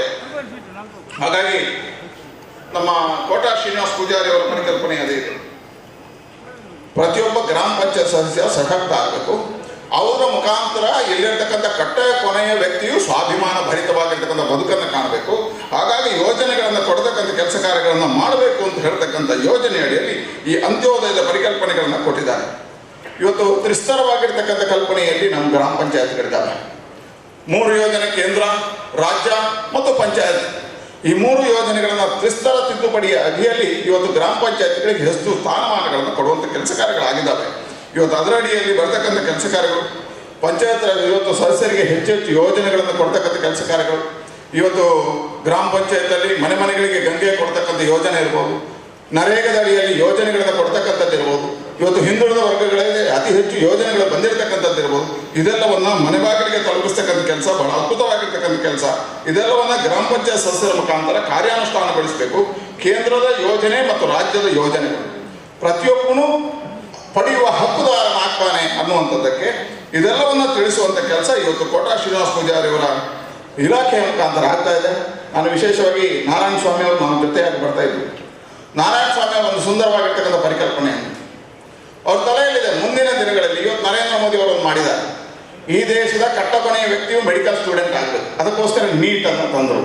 ಪ್ರತಿಯೊಬ್ಬನಿಗೂ ಅಂಕದ ಆಧಾರದಲ್ಲಿ ಬರಬೇಕು. ನಾರಾಯಣ ಸ್ವಾಮಿ ಅವರೊಂದು ಪರಿಕಲ್ಪನೆ ಕಂಡಿದ್ದಾರೆ, ಈ ದೇಶದಲ್ಲಿರ್ತಕ್ಕಂಥ ಹಳ್ಳಿಯ ಒಬ್ಬ ವ್ಯಕ್ತಿ IAS ಆಗಬೇಕು, IPS ಆಗಬೇಕು. ಅವನು IAS IPS ಆಗುವುದಕ್ಕೆ ನನ್ನ ಇಲಾಖೆಯಲ್ಲಿ ಅವನಿಗೆ ಟ್ರೈನಿಂಗ್ ಕೊಟ್ಟು ವರ್ಷಕ್ಕೆ 100 ಜನರನ್ನು ಹಿಂದುಳಿದ ವರ್ಗದವರನ್ನು ಕಟ್ಟ ಕೊನೆಯ ವ್ಯಕ್ತಿಯನ್ನು IAS IPS ಮಾಡಬೇಕು ಅಂತ ಈ ರೀತಿಯ ಪರಿಕಲ್ಪನೆಗಳು ಇವತ್ತು ನಾರಾಯಣ ಸ್ವಾಮಿ ಅವರಲ್ಲಿ ಇರ್ತಕ್ಕಂಥ ಪರಿಕಲ್ಪನೆಗಳ ಆಧಾರದಲ್ಲಿ ನಮ್ಮ ದೇಶವನ್ನು ಮಹಾತ್ಮ ಗಾಂಧಿ ಕಂಡಿರ್ತಕ್ಕಂಥ ರಾಮರಾಜ್ಯದ ಪರಿಕಲ್ಪನೆ ಅಡಿಯಲ್ಲಿ ತಗೊಂಡು ಹೋಗತಕ್ಕಂಥ ಕೆಲಸ ಕಾರ್ಯಗಳಾಗಬೇಕು. ಅದಕ್ಕೆ ಇವತ್ತು ಕೋಟಾ ಶ್ರೀನಿವಾಸ ಪೂಜಾರಿ ಅವರು ಇಂಥ ಒಂದು ದೊಡ್ಡದಾಗಿರ್ತಕ್ಕಂಥ ಕಾರ್ಯಕ್ಕೆ ಕೈ ಹಾಕಿದ್ದಾರೆ. ಅವರಿಗೆ ಅಭಿನಂದನೆಗಳನ್ನು ಸಲ್ಲಿಸ್ತೇನೆ. ನಾವು ಅದಕ್ಕೋಸ್ಕರ ಒಂದು ಚುನಾವಣೆ ಪೂರ್ವದಲ್ಲಿ ಗ್ರಾಮ ಸ್ವರಾಜ್ಯ ಯಾತ್ರೆಯನ್ನು ಮಾಡಿದ್ವಿ. ಗ್ರಾಮ ಸ್ವರಾಜ್ಯ ಯಾತ್ರೆಯ ಪರಿಕಲ್ಪನೆ ಇದ್ದದ್ದು ಏನು ಅಂತ ಹೇಳಿದ್ರೆ, ಇಲ್ಲಿರ್ತಕ್ಕಂಥ ಪ್ರತಿಯೊಂದು ಗ್ರಾಮವು ಸ್ವರಾಜ್ಯ ಆಗಬೇಕು, ಗ್ರಾಮೋತ್ಥಾನ ಆಗಬೇಕು, ಸರ್ಕಾರದ ಯೋಜನೆಗಳು ಪ್ರತಿಯೊಂದು ಗ್ರಾಮಕ್ಕೆ ತಲುಪಬೇಕು, ಅದರ ಮುಖಾಂತರ ಗ್ರಾಮೋತ್ಥಾನ ಆಗಬೇಕು ಅನ್ನತಕ್ಕಂಥ ಪರಿಕಲ್ಪನೆ ಅಡಿಯಲ್ಲಿ ಮಾಡಿದ್ದು. ಇವತ್ತು ಅದನ್ನು ಯಶಸ್ವಿ ಮಾಡತಕ್ಕಂಥ ಕೆಲಸವನ್ನು ಅಂತ್ಯೋದಯದ ಪರಿಕಲ್ಪನೆ ಅಡಿಯಲ್ಲಿ ಕೋಟಾ ಶ್ರೀನಿವಾಸ ಪೂಜಾರಿ ಅವರು ಮಾಡಿದ್ದಾರೆ. ಅವರಿಗೆ ಮತ್ತು ಅವರ ಇಡೀ ಅಧಿಕಾರ ತಂಡಕ್ಕೆ ನಾನು ಅಭಿನಂದನೆಗಳನ್ನು ಸಲ್ಲಿಸ್ತೇನೆ. ಇದು ರಾಜ್ಯದ ಮುಖಾಂತರ ಒಂದು ಪರಿವರ್ತನೆ ಹಾಗೆ ಇರಲಿ, ರಾಷ್ಟ್ರದಲ್ಲೇ ಮಾದರಿಯಾಗಿರ್ತಕ್ಕಂಥ ನನಗನ್ನಿಸ್ತದೆ. ಈ ರಾಷ್ಟ್ರದಲ್ಲಿ ಇಂತಹ ಪರಿಕಲ್ಪನೆಗಳನ್ನು ಯಾವ ಇಲಾಖೆಯು ಮಾಡಲಿಲ್ಲ. ಇವತ್ತು ಮೊದಲ ಬಾರಿಗೆ ರಾಷ್ಟ್ರದಲ್ಲೇ ಕೋಟಾ ಶ್ರೀನಿವಾಸ ಪೂಜಾರಿ ಅವರು ಇಂತಹ ತೀರ್ಮಾನ ತಗೊಂಡಿದ್ದಾರೆ ಅಂತ ಅವರಿಗೆ ಅಭಿನಂದನೆ ಸಲ್ಲಿಸ್ತೇನೆ. ಬಂದಿರತಕ್ಕಂಥ ಎಲ್ಲ ಪಂಚಾಯತ್ ಸದಸ್ಯರಿಗೆ ಶುಭಾಶಯಗಳನ್ನು ಸಲ್ಲಿಸ್ತೇನೆ. ನಾರಾಯಣ ಸ್ವಾಮಿ ಅವರು, ಜಯಪ್ರಕಾಶ್ ಹೆಗಡೆ ಅವರು, ಕೋಟಾ ಶ್ರೀನಿವಾಸ ಪೂಜಾರಿ ಅವರು ಇರುವ ವೇದಿಕೆಯಿಂದ ಇಳಿದು ಹೋಗಬಾರ್ದು. ಆದರೆ ಏನು ಮಾಡೋಣ, ನಾನು ನಿನ್ನೆ ಬೆಂಗಳೂರಲ್ಲಿ ಇರಬೇಕಿತ್ತು, ಈಗ ಬಿಜಾಪುರದಲ್ಲಿ ಇರಬೇಕು. ರಾಜಕಾರಣದಲ್ಲಿ ಚುನಾವಣೆಗಳಿದ್ದದ್ದು, ಹಾಗಾಗಿ ಚುನಾವಣೆಯ ಕಾರ್ಯಕ್ಕೆ ಇಳಿಲೇಬೇಕಾಗಿದೆ. ಹಾಗೆ ರಾಜ್ಯಾಧ್ಯಕ್ಷ ನೆನೆಯಲ್ಲಿ ನನಗೆ ಬಿಜಾಪುರದಲ್ಲಿ ಇರತಕ್ಕಂಥ ಸಭೆಯಲ್ಲಿ ಭಾಗವಹಿಸಬೇಕಾದ ಕಾರಣ ತುರ್ತು ಈ ಕಾರ್ಯಕ್ರಮದಲ್ಲಿ ನಿರ್ಗಮಿಸಬೇಕಾಗಿರ್ತಕ್ಕಂಥ ಅನಿವಾರ್ಯತೆ ಇರೋದ್ರಿಂದ ನನ್ನ ಜಿಲ್ಲೆಯದ್ದೇ ಆಗಿರ್ತಕ್ಕಂಥ ಕಾರ್ಯಕ್ರಮದಲ್ಲಿ ನಾನು ಇರಲೇಬೇಕು ಅಂತ ಹೇಳುವಂಥ ಪ್ರೀತಿಯಿಂದ ನಾರಾಯಣ ಸ್ವಾಮಿ ಅವರೇ ಇಲ್ಲಿ ಬರಲೇಬೇಕು, ನಮ್ಮ ಪಂಚಾಯತ್ ಸದಸ್ಯರ ಜೊತೆ ಇರಬೇಕು ಅನ್ನತಕ್ಕಂಥ ಭಾವನೆಯಿಂದ ಕೋಟಾ ಶ್ರೀನಿವಾಸ ಪೂಜಾರಿ ಅವರ ಪ್ರೀತಿಯ ಕರೆಗೆ ಹೋಗ್ಬಿಟ್ಟು ಬಂದೇನೆ. ಮತ್ತೊಮ್ಮೆ ಕ್ಷಮೆಯನ್ನೇ ಯಾಚಿಸ್ತೇನೆ. ಅನಿವಾರ್ಯ, ನಾನು ಮುಂದಕ್ಕೆ ಹೋಗಬೇಕು, ನೀವೆಲ್ಲ ಕ್ಷಮಿಸ್ತೀರಿ ಅಂತ ತಿಳ್ಕೊಳ್ತೇನೆ. ಈ ಕಾರ್ಯಕ್ಕೆ ಶುಭವನ್ನು ಹಾರೈಸ್ತೀನಿ. ತನ್ನ ಪ್ರಖರವಾದ ವಾಗ್ಮಿತೆಯಿಂದ ಕರಾವಳಿಯ ಜನಮಾನಸದಲ್ಲಿ ವಿಶಿಷ್ಟ ಸ್ಥಾನವನ್ನು ಪಡೆದಿರುವ ಸನ್ಮಾನ್ಯ ಸಂಸದರ ಶುಭ ನುಡಿಗಳಿಗೆ ಬಿಜೆಪಿ ಶಾಸಕ, ಬಿಜೆಪಿ ಲೋಕಸಭಾ ಸದಸ್ಯ, ಬಿಜೆಪಿ ಕಾರ್ಯಕ್ರಮದಲ್ಲಿ ಮಾತ್ರ ಈ ಪದವನ್ನು ಕೇಳ್ತಾ ಇದ್ರು.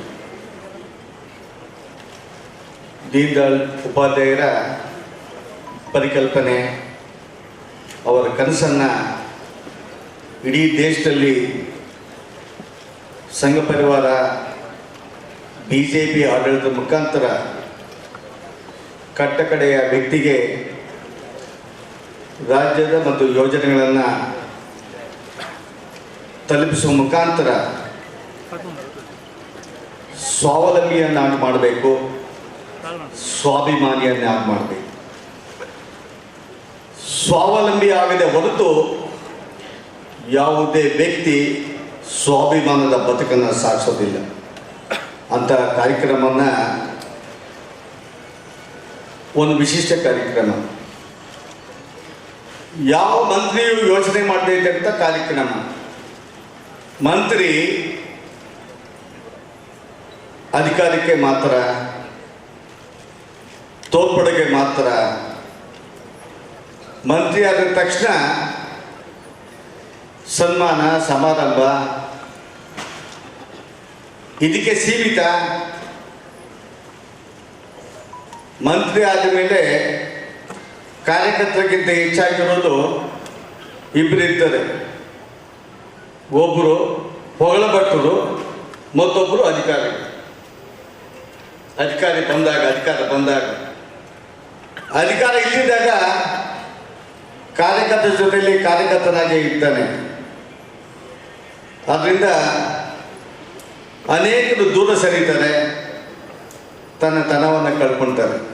ಆದರೆ ನಮ್ಮ ರಾಜ್ಯದ ಸಮಾಜ ಕಲ್ಯಾಣ ಮತ್ತು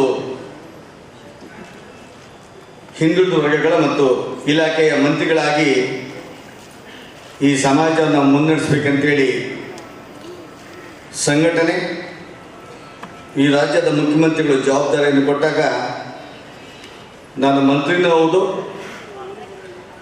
ಕಾರ್ಯಕರ್ತನೂ ಹೌದು. ಈ ಸಮಾಜವನ್ನು ಮತ್ತು ರಾಷ್ಟ್ರವನ್ನು ಕಟ್ಟುವ ಜವಾಬ್ದಾರಿಯುತ ಒಬ್ಬ ಚುನಾಯಿತ ಸದಸ್ಯರಾಗಿ ತನ್ನ ಕಾರ್ಯವನ್ನು ನಿರ್ವಹಿಸ್ತಾನೆ ಅಂತೇಳಿ ಈ ಒಂದು ಅಂತ್ಯೋದಯ ಕಾರ್ಯಕ್ರಮವನ್ನು ಸಮಾಜ ಕಲ್ಯಾಣ ಇಲಾಖೆ, ಹಿಂದುಳಿದ ವರ್ಗಗಳ ಇಲಾಖೆ ವತಿಯಿಂದ ಈ ಒಂದು ಮಂಗಳೂರಿನಲ್ಲಿ ಆಯೋಜನೆಯನ್ನು ಮಾಡಿ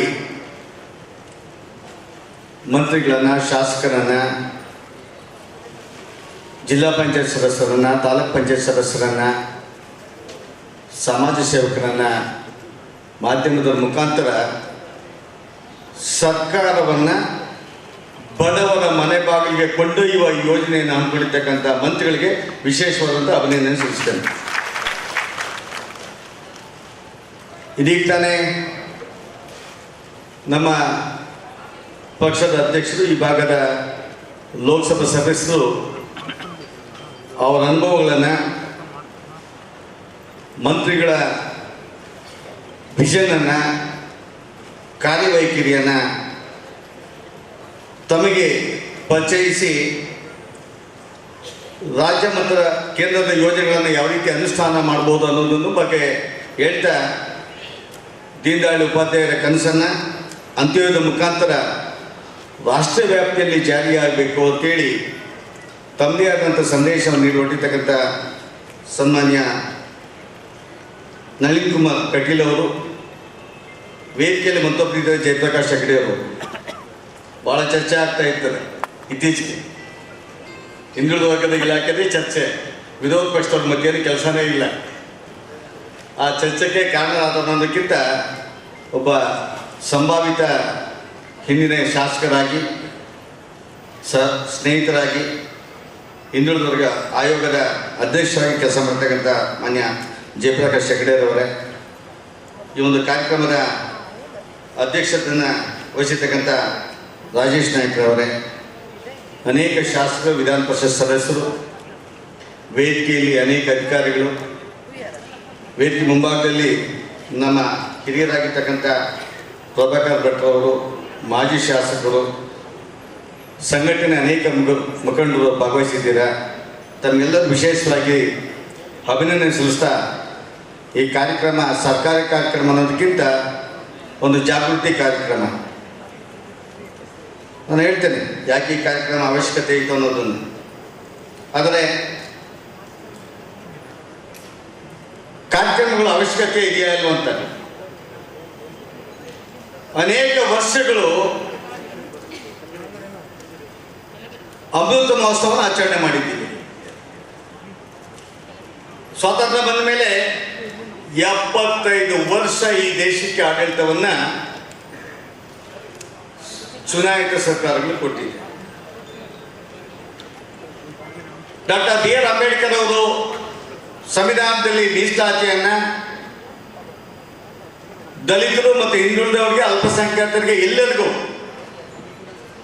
ಸರ್ಕಾರದ ಕಾರ್ಯವೈಖರಿಯನ್ನು ಸಂವಿಧಾನದಲ್ಲಿ ಅಡಕ ಆಗಿದೆ. ಯಾರ್ಯಾರ ಜವಾಬ್ದಾರಿ ಏನು ಅಂತ 75 ವರ್ಷಗಳು ಚುನಾಯಿತ ಸರ್ಕಾರಗಳೇ ಈ ದೇಶವನ್ನು, ಈ ರಾಜ್ಯವನ್ನು ಆಳಿದೆ.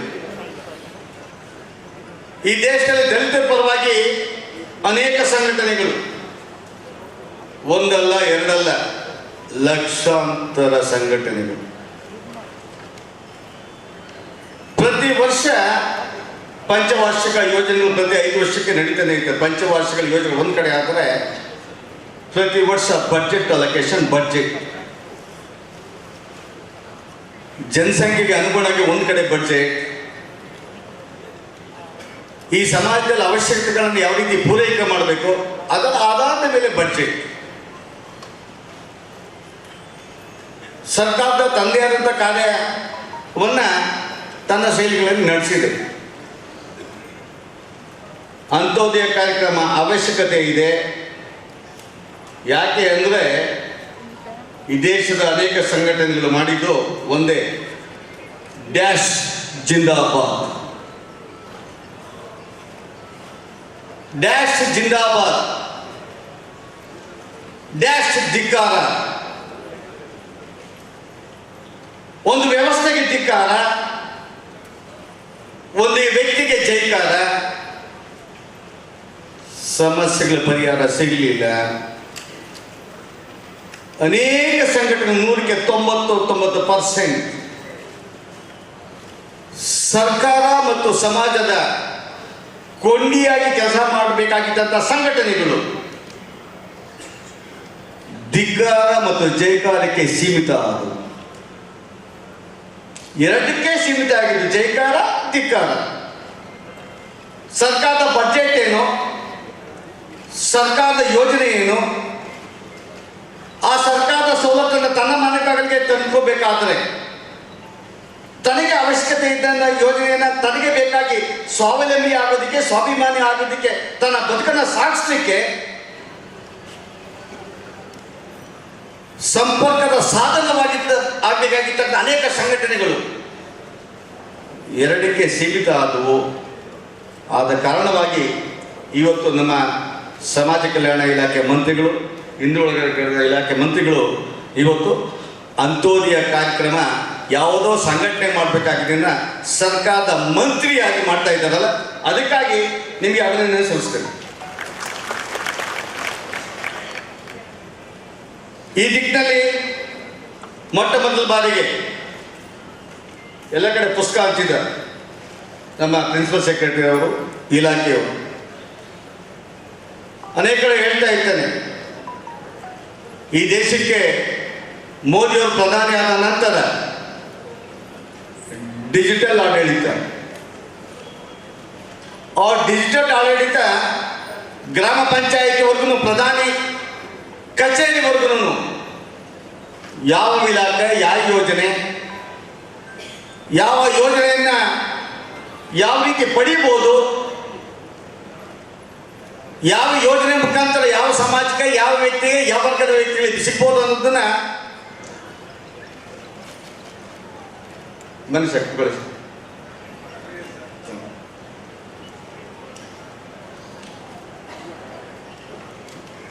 ವೆಬ್ಸೈಟ್ ಮುಖಾಂತರ ಈ ದೇಶದ ಪ್ರಜ್ಞಾವಂತ ಯುವಕ ಅವಶ್ಯ ಅರ್ಧ ಗಂಟೆ ಕುತ್ಕೊಂಡ್ರೆ ದೇಶದ ಆಡಳಿತ, ರಾಜ್ಯದ ಆಡಳಿತ, ಇಲಾಖೆ ಆಡಳಿತ ತನ್ನ ಕಣ್ಮುಂದೆ ಬರ್ತದೆ. ಸಂಯಮ ಇಲ್ಲ, ನೋ ಟಾಲರೆನ್ಸ್. ಸಂಯಮ ಇಲ್ಲದೇನೆ ತನ್ನ ಬದುಕಿನ ಬಗ್ಗೆ ಚಿಂತನೆ ಮಾಡೋಕ್ಕೆ ಸಮಯ ಇಲ್ಲದೆ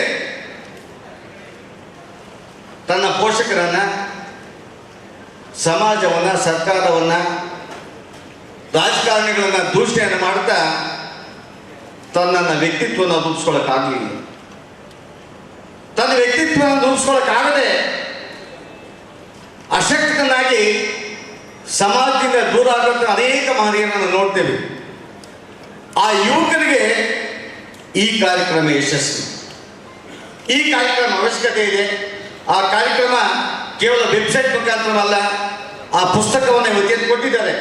ಆ ಪುಸ್ತಕವನ್ನು ತೆರೆದು ನೋಡಿದ್ರೆ ರಾಜ್ಯದ ಯೋಜನೆ ಏನು, ಕೇಂದ್ರದ ಯೋಜನೆ ಏನು, ಯಾವ ಯೋಜನೆ ಮುಖಾಂತರ ಫಲಕಾರಿ ಆಗ್ತದೆ ಅನ್ನೋದನ್ನ ಖಂಡಿತವಾಗ್ಲೂ ಇಲ್ಲಿರ್ತಕ್ಕಂಥ ನಮ್ಮ ಸಹೋದರರು, ತಾಯಂದರು ತಾವು ಇವತ್ತು ಈ ಕಾರ್ಯಕ್ರಮ ಮುಖಾಂತರ ತಮ್ಮ ಮನೆಗೆ ಹೋಗೋ ಸಮಯದಲ್ಲಿ ಆ ಪುಸ್ತಕದ ಜೊತೆ ಹೋಗ್ಬೇಕು. ಆ ಪುಸ್ತಕದ ಜೊತೆ ಹೋಗಿ ಕೇವಲ ಮನೆಯಲ್ಲಿ ಮಾಡ್ಬೋದಲ್ಲ, ಮತ್ತೆ ಅಲ್ಲಿರ್ತಕ್ಕಂಥ ಯುವಕರನ್ನ, ಯುವತಿಯರನ್ನ ಅವ್ರ ಜೊತೆಯಲ್ಲಿ ಒಂದು ಗುಂಪು ಚರ್ಚೆ. ಇವತ್ತು ನಾಳೆ ಒಂದು ಗುಂಪು ಚರ್ಚೆ. ಏನಾಯ್ತು, ಯಾಕೆ ಹೋಗಿದ್ವಿ, ಮಂತ್ರಿಗಳು ಯಾವ ಕಾರ್ಯ ಮಾಡಿದ್ದಾರೆ, ಯಾಕೆ ಕಾರ್ಯ ಮಾಡಿದ್ರು ಮಂತ್ರಿಗಳು ಅನ್ನೋದನ್ನ ಗುಂಪು ಚರ್ಚೆಗಳು ಮಾಡ್ತಾರೆ. ಸಮಾಜದ ಮೇಲೆ ಪರಿಣಾಮ ಬೀರ್ತದೆ. ಈ ಕಾರ್ಯಕ್ರಮಕ್ಕೆ ಯಶಸ್ಸಿಗೆ ತಾವು ಕಾರಣಭೂತರಾಗ್ತೀರ. ಆ ಕೆಲಸವನ್ನು ಮಾಡ್ಬೇಕಂತೇಳಿ ಈ ವೇದಿಕೆ ಮುಖಾಂತರ ಒಬ್ಬ ಕಾರ್ಯಕರ್ತ ಅನ್ನೋದಕ್ಕಿಂತ ಸರ್ಕಾರದ ಮಂತ್ರಿಯಾಗಿ ತಮ್ಮಲ್ಲಿ ಮನವಿಯನ್ನು ಮಾಡ್ತೇವೆ. ಅದಾಗಬೇಕು. ಅದಾದ ಹೋದರೆ ಕಾರ್ಯಕ್ರಮ ಆಗಿದ್ದರೆ ನಾವು ಜ್ಯೋತಿ ಬೆಳೆಸಿರ್ತೀವಿ. ಮಂತ್ರಿಗಳಿಗೆ ಸನ್ಮಾನ, ಶಾಸಕರಿಗೆ ಸನ್ಮಾನ, ಅದಕ್ಕೆ ಸೀಮಿತ ಆಗೋದು ಈ ಕಾರ್ಯಕ್ರಮ ಸೂಕ್ತ ಅಲ್ಲ. ಕಾರಣ ಇಷ್ಟು ಯಶಸ್ವಿ ಕಾರ್ಯಕ್ರಮ ಆಗ್ತಾಯಿದೆ. ಇದನ್ನ ಮಾಡ್ತೀರ ಅಂದ್ಕೊಳ್ತೀನಿ. ಆದರೆ ಇನ್ ಡೀಟೇಲ್ ಹೋಗ್ಬೇಕಾದ್ರೆ ಭಾಳ ಸಮಯ ಬೇಕು. ಪ್ರತಿ ಇಲಾಖೆಯ ಯೋಜನೆ, ಹೆಡ್ ಆಫ್ ಅಕೌಂಟ್, ಯಾವ ಇಲಾಖೆಯಲ್ಲಿ ಯಾವ ವ್ಯಕ್ತಿ ಯಾವ ರೀತಿ ಅರ್ಜಿ ಹಾಕ್ಬೇಕಂತೇಳಿ ಈ ಮಧ್ಯಾಹ್ನ ಮುಖಾಂತರ ಚರ್ಚೆ ಆಗ್ತದೆ ಅಂದ್ಕೊಳ್ತೀನಿ. ಇಂಟ್ರಾಕ್ಷನ್ ಆಗ್ತದೆ. ಆ ಇಂಟ್ರಾಕ್ಷನ್ ಪ್ರತಿಯೊಬ್ಬರು ಇರಬೇಕು.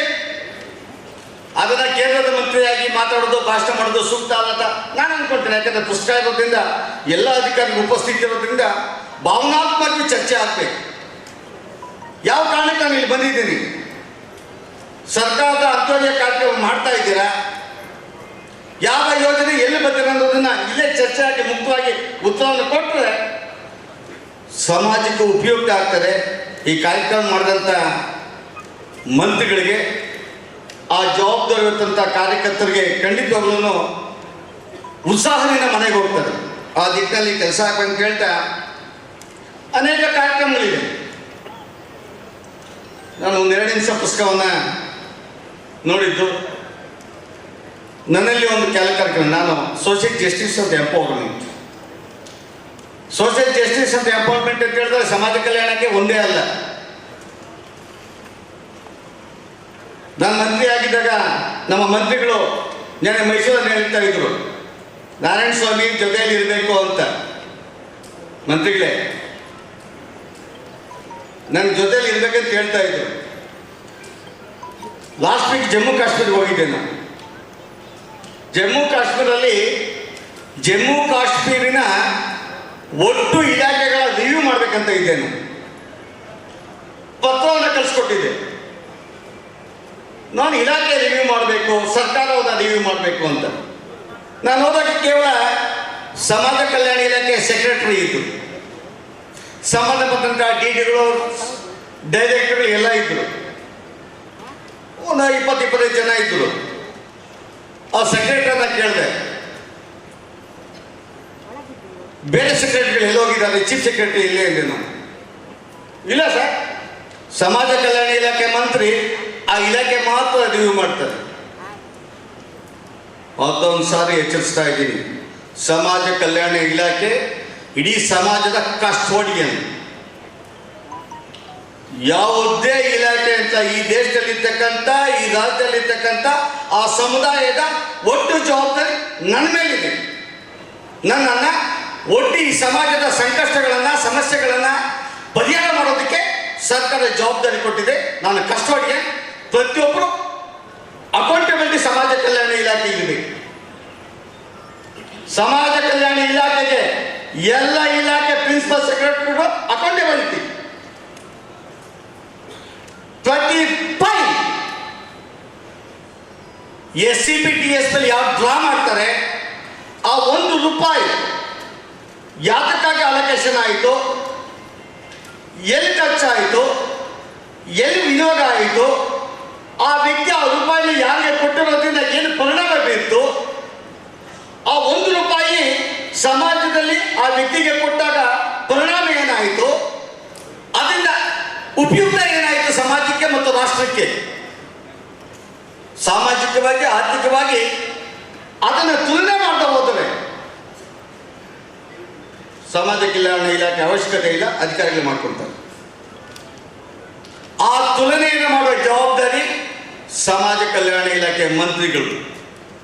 ನಾನು ಸಮಾಜ ಕಲ್ಯಾಣ ಇಲಾಖೆ ಮಂತ್ರಿ ಆಗಿದ್ದಾಗ ಅದು ಜಿಲ್ಲಾ ಮಟ್ಟದಲ್ಲಿ ಇರ್ಬೋದು, ವಿಭಾಗ ಮಟ್ಟದಲ್ಲಿ ಇರ್ಬೋದು, ವಿಧಾನಸೌಧದಲ್ಲಿ ಇರ್ಬೋದು, ಪ್ರತಿಯೊಬ್ಬ ಸೆಕ್ರೆಟರಿ ಬರಲೇಬೇಕು.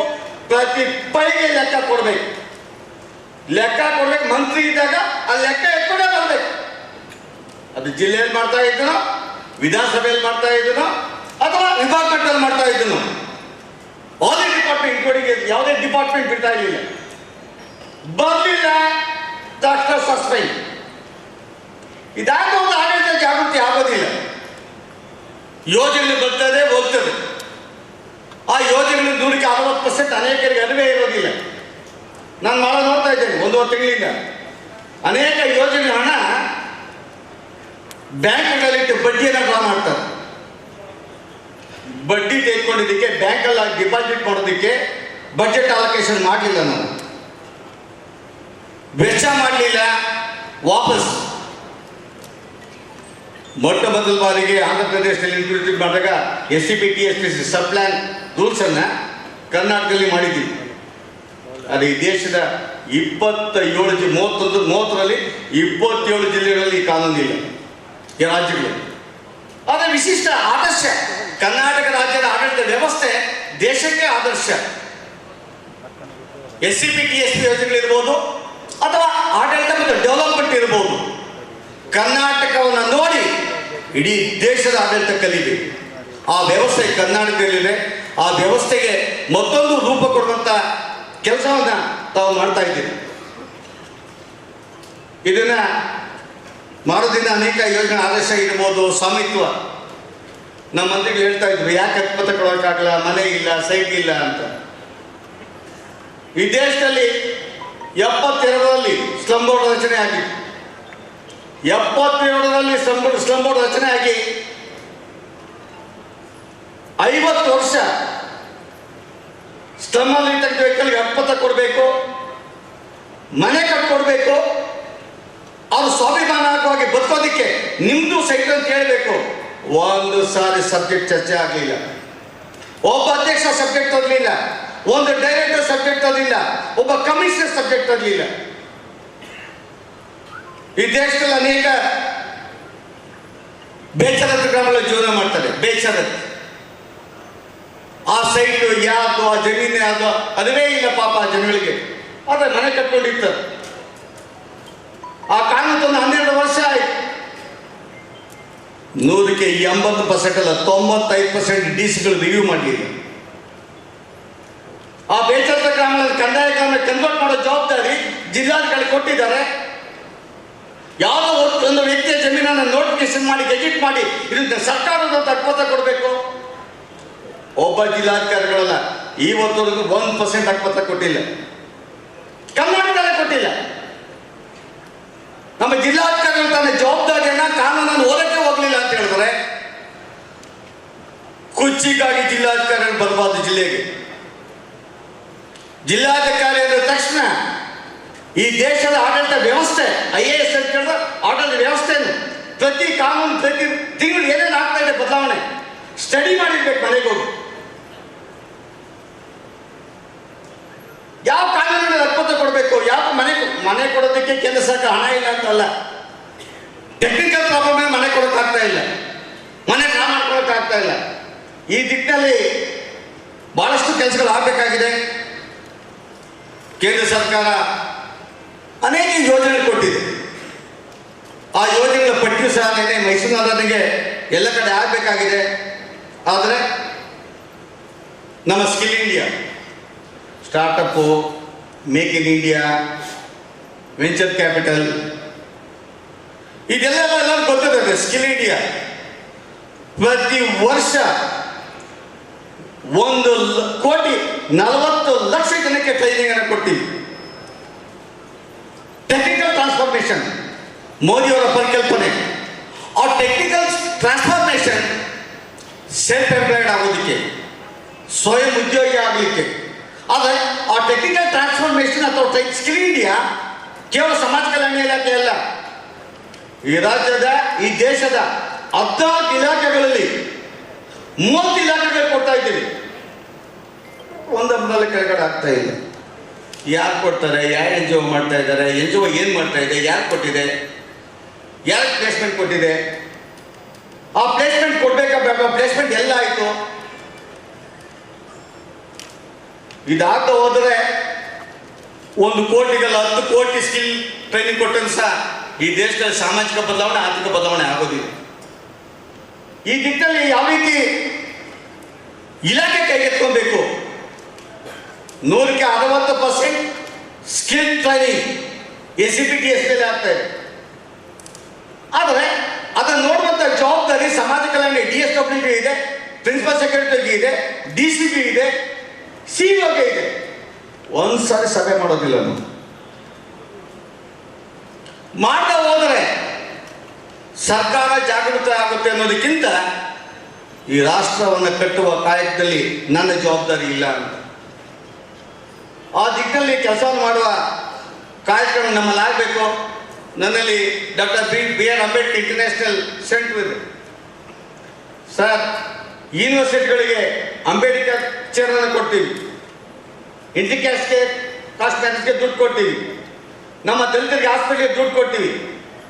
ಈ ರಾಜ್ಯದಿಂದ ಕೇವಲ 7 ಅಪ್ಲಿಕೇಶನ್ ಬಂದಿರೋದು. ಅಂದರೆ ಇಲಾಖೆ ಕೇಂದ್ರದಲ್ಲಿ ಯಾವ ಯೋಜನೆ ಬರ್ತಾ ಇದೆ ಒಂದ್ಸಾರಿ ವೆಬ್ಸೈಟ್ ತೆಗೆದು ನೋಡಲಿಲ್ಲ, DSWಗೆ ಇನ್ಸಿಸ್ಟ್ ಮಾಡಲಿಲ್ಲ, DSWಗಳಿಗೆ ನೀವು ಪಬ್ಲಿಸಿಟಿ ಮಾಡಿ ಅಂತ ಹೇಳಿಲ್ಲ, DSWಗೆ ಸಭೆಗಳಲ್ಲಿ ಚರ್ಚೆ ಮಾಡಿ ಅಂತ ಹೇಳಿಲ್ಲ. ಗೊತ್ತಾಗೋದಿಲ್ಲ. ಅದು ಗೊತ್ತಾಗ್ತಿದ್ಮೇಲೆ ಆ ಬಜೆಟ್ ಬಂದ ವಾಪಸ್ಸಕ್ಕೆ. ಆದರೆ ನಾವು ಭಾಷಣ ಮಾಡ್ತಾ ಇದ್ದೇವೆ, ಮಂತ್ರಿಗಳು, ಲೋಕಸಭಾ ಸದಸ್ಯರು, ಕೇಂದ್ರ ಸರ್ಕಾರಕ್ಕಿಂತ ಯೋಜನೆ ತಂದಿದೆ. ಧಾರಣೆ ಆಗಲಿಲ್ಲ ಅಂತ ಹೇಳಿದ್ರೆ ಎಲ್ಲಿ ಪರಿವರ್ತನೆ, ಎಲ್ಲಿ ರಾಷ್ಟ್ರ ನಿರ್ಮಾಣ? ಈ ದಿಕ್ಕಿನಲ್ಲಿ ನಮ್ಮ ಇಲಾಖೆ ಅಧಿಕಾರಿಗಳು ಜಾಗೃತರಾಗಬೇಕು. ಇನ್ನೂ ಅನೇಕ ವಿಚಾರಗಳು ಮಾತ್ರ ಭಾಳಷ್ಟು ಜನ ಇದ್ದಾರೆ. ಈ ದೇಶದಲ್ಲಿ ರೆಸಿಡೆನ್ಷಿಯಲ್ ಸ್ಕೂಲ್ಸ್ ಕೇವಲ 3 ರಾಜ್ಯಗಳು ಬಿಟ್ಟರೆ ಯಾವುದೇ ರಾಜ್ಯದಲ್ಲಿ ಇಲ್ಲ. ಆ ಪರಿಕಲ್ಪನೆ ಈ ದೇಶದಲ್ಲಿ ಕೊಟ್ಟಿರೋದನ್ನ ಆ ರೆಸಿಡೆನ್ಷಿಯಲ್ ಸ್ಕೂಲ್ಸ್ 97% ರಿಸಲ್ಟ್. ಸಮಾಜ ಕಲ್ಯಾಣ ಇಲಾಖೆ ಭಾಳ ಚೆನ್ನಾಗಿ ಕೆಲಸ ಮಾಡ್ತಾ ಇದೆ. ಖಂಡಿತವಾಗಿ ಈ ದಿಕ್ಕಿಗೆ ಕೆಲಸ ಆಗಲಿ. ನಾನು ಈಗ ಹೆಚ್ಚು ಮಾತಾಡೋದು ಸೂಕ್ತ ಅಂದರೆ ಭಾಳಷ್ಟು ಜನ ಮಾತಾಡಬೇಕಾಗಿದೆ. ನಾನು ಒಂದು ಮಾತನ್ನು ಹೇಳಿ ನನ್ನ ಮಾತನ್ನು ಮುಗಿಸ್ತೇನೆ. ತಮ್ಮಲ್ಲಿ ನಾನು ನಿರೀಕ್ಷೆ ಮಾಡೋದು ಅಂತ್ಯೋದಯ ಅಲ್ಲ, ಈ ದೇಶದಲ್ಲಿ ಪ್ರತಿ ಜಿಲ್ಲಾಧಿಕಾರಿ ಜಾಗೃತಿ ಸಮಿತಿಗಳನ್ನು ಕಡ್ಡಾಯವಾಗಿ ರಚನೆ ಮಾಡಲೇಬೇಕು. ಜಾಗೃತಿ ಸಮಿತಿಗಳನ್ನು, ಆ ಜಾಗೃತಿ ಸಮಿತಿಗಳಲ್ಲಿ ರಾಜ್ಯದ ಒಟ್ಟು ಅಭಿವೃದ್ಧಿ ಯೋಜನೆಗಳ ಚರ್ಚೆ ಆಗಬೇಕು. ಆ ನಂತರ ನಿಮ್ಮ ಅಂತ್ಯೋದಯ ಕಾರ್ಯಕ್ರಮ ರಾಜ್ಯದ ಪ್ರತಿ ಜಿಲ್ಲೆಯ ಪ್ರತಿ ವಿಭಾಗದ ಅನುಷ್ಠಾನ ಉತ್ಸವಗಳಾಗಬೇಕು, ಹಬ್ಬ ಆಗಬೇಕು. ಇದೇ ಕಾರ್ಯಕ್ರಮನ ಅನುಷ್ಠಾನ ಉತ್ಸವ, ಅನುಷ್ಠಾನ ಹಬ್ಬ ಮಾಡಿದ್ರೆ ಖಂಡಿತವಾಗ್ಲೂ ತಾವು ಒಂದು ತಿದ್ದುಪಡಿಯನ್ನು ತಂದು ಆ ತಿದ್ದುಪಡಿ ಸುಪ್ರೀಂ ಕೋರ್ಟ್ನವರು ತೀರ್ಮಾನವನ್ನು ತೆಗೆದುಕೊಂಡು ರಾಜ್ಯ ಸರ್ಕಾರಕ್ಕೆ ಅಧಿಕಾರವೇ ಇಲ್ಲ ಅಂತ ಮಾಡಿದ್ರು. ಅದನ್ನು ಇನ್ನೊಂದು ತಿದ್ದುಪಡಿಯನ್ನು ತಂದು ಮೊನ್ನೆ 105ನೇ ತಿದ್ದುಪಡಿಯಲ್ಲಿ ಪುನಃ ರಾಜ್ಯ ಸರ್ಕಾರಗಳಿಗೆ ಅಧಿಕಾರವನ್ನು ಕೊಟ್ಟದ್ದು ಕೇಂದ್ರ ಸರ್ಕಾರಕ್ಕೆ ನಾನು ಅಭಿನಂದನೆ ಸಲ್ಲಿಸಲಿಕ್ಕೆ ಇಚ್ಛೆಪಡ್ತೇನೆ. ಈ ಕಾರ್ಯಕ್ರಮದ ಅಧ್ಯಕ್ಷತೆಯನ್ನು ವಹಿಸಿದಂಥ ಶಾಸಕ ಮಿತ್ರರಾದ ರಾಜೇಶ್ ನಾಯ್ಕ್ ಅವರೇ, ಈ ಕಾರ್ಯಕ್ರಮವನ್ನು ಇಲ್ಲಿ ಆಯೋಜಿಸಿದ್ದಾರೆ. ಯೋಜನೆಗಳು ಬರಬೇಕಾದ್ರೆ ಯೋಚನೆಗಳು ಬಂದಾಗ ಮಾತ್ರ ಆಗ್ತದ.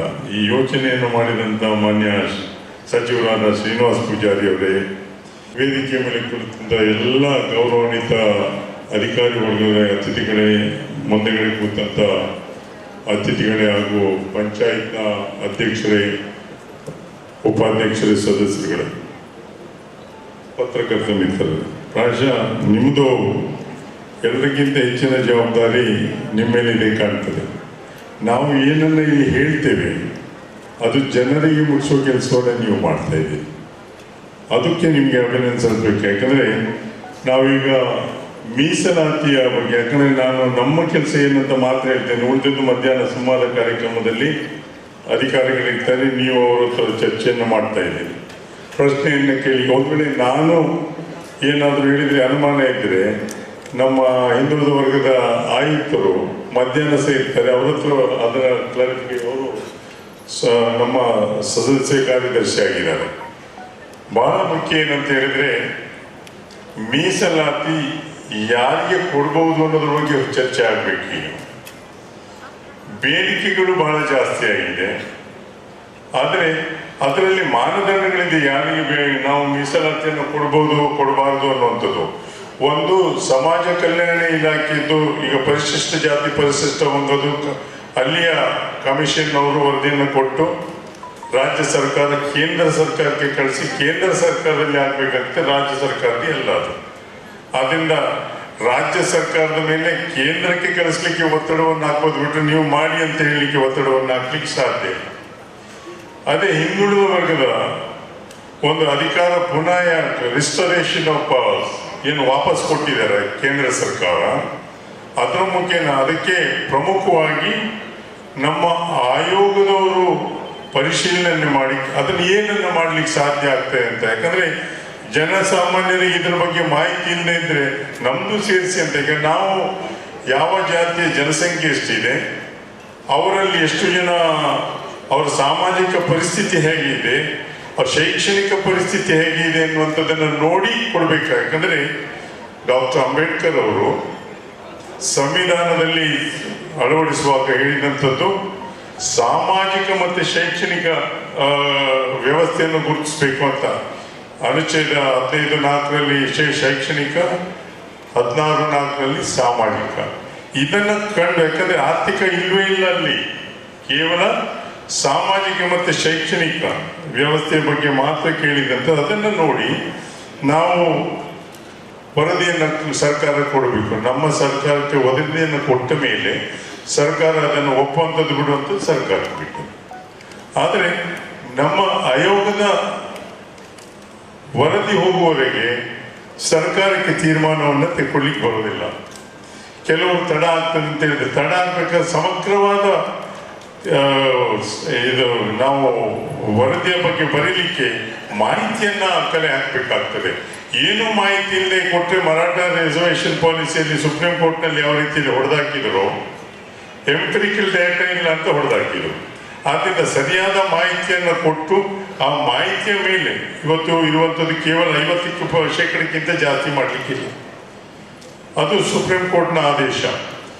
100ರಲ್ಲಿ ಕೇವಲ 50% ಮಾತ್ರ ನಮಗೆ ಕೊಡಲಿಕ್ಕೆ ಸಾಧ್ಯ ಆಗ್ತದೆ, ಬಿಟ್ಟರೆ ಅದಕ್ಕಿಂತ ಜಾಸ್ತಿ ಕೊಡ್ಲಿಕ್ಕೆ ಸಾಧ್ಯ ಆಗುವುದಿಲ್ಲ. ಅದಕ್ಕೋಸ್ಕರ ನಾವು ಜಾಗ್ರತೆಯನ್ನು ಮಾಡಬೇಕಾಗ್ತದೆ.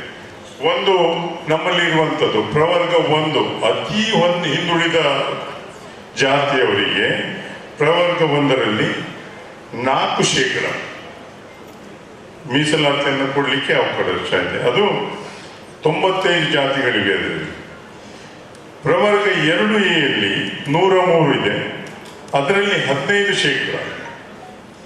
ಪ್ರವರ್ಗ 2ಬಿಯಲ್ಲಿ 4% ಒಂದೇ ಜಾತಿ ಇರುವಂಥದ್ದು. ಪ್ರವರ್ಗ 3ಎಯಲ್ಲಿ 4% ಕೊಡಲಿಕ್ಕೆ, ಅದರಲ್ಲಿ ಮುಖ್ಯ ಜಾತಿಗಳಿರುವಂಥದ್ದು 3, ಅದರಲ್ಲಿ ಉಪಜಾತಿಗಳಿವೆ. ಒಟ್ಟಾರೆ 207 ಜಾತಿಗಳು, 873 ಉಪಜಾತಿಗಳಿವೆ.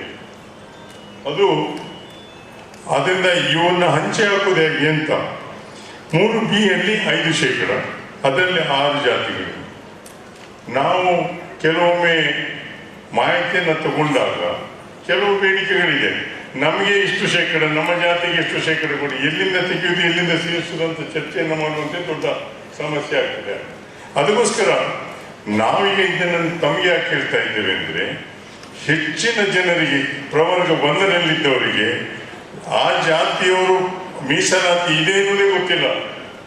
ಅದಕ್ಕೋಸ್ಕರ ನಾವು ಈ ಒಂದು ಪಟ್ಟಿ ಏನಿದೆ ಪ್ರತಿ ಪಂಚಾಯತ್ಗಳಿಗೆ ಇದನ್ನು ಕಳಿಸುವುದಂತ ತೀರ್ಮಾನ ಪ್ರಿಂಟ್ ಮಾಡಿ ಪಂಚಾಯತ್ಗಳಿಗೆ ಅಲ್ಲಿ ನೋಟಿಸ್ ಬೋರ್ಡ್ನಲ್ಲಿ ನೀವು ಹಾಕಿದರೆ ಆ ಭಾಗದ ಜನರಿಗೆ ಯಾವ ಜಾತಿಯವರಿಗೆ ಮೀಸಲಾತಿ ಸಿಗ್ತದೆ ಅನ್ನುವ ಮಾಹಿತಿ ಸಿಗ್ತದೆ.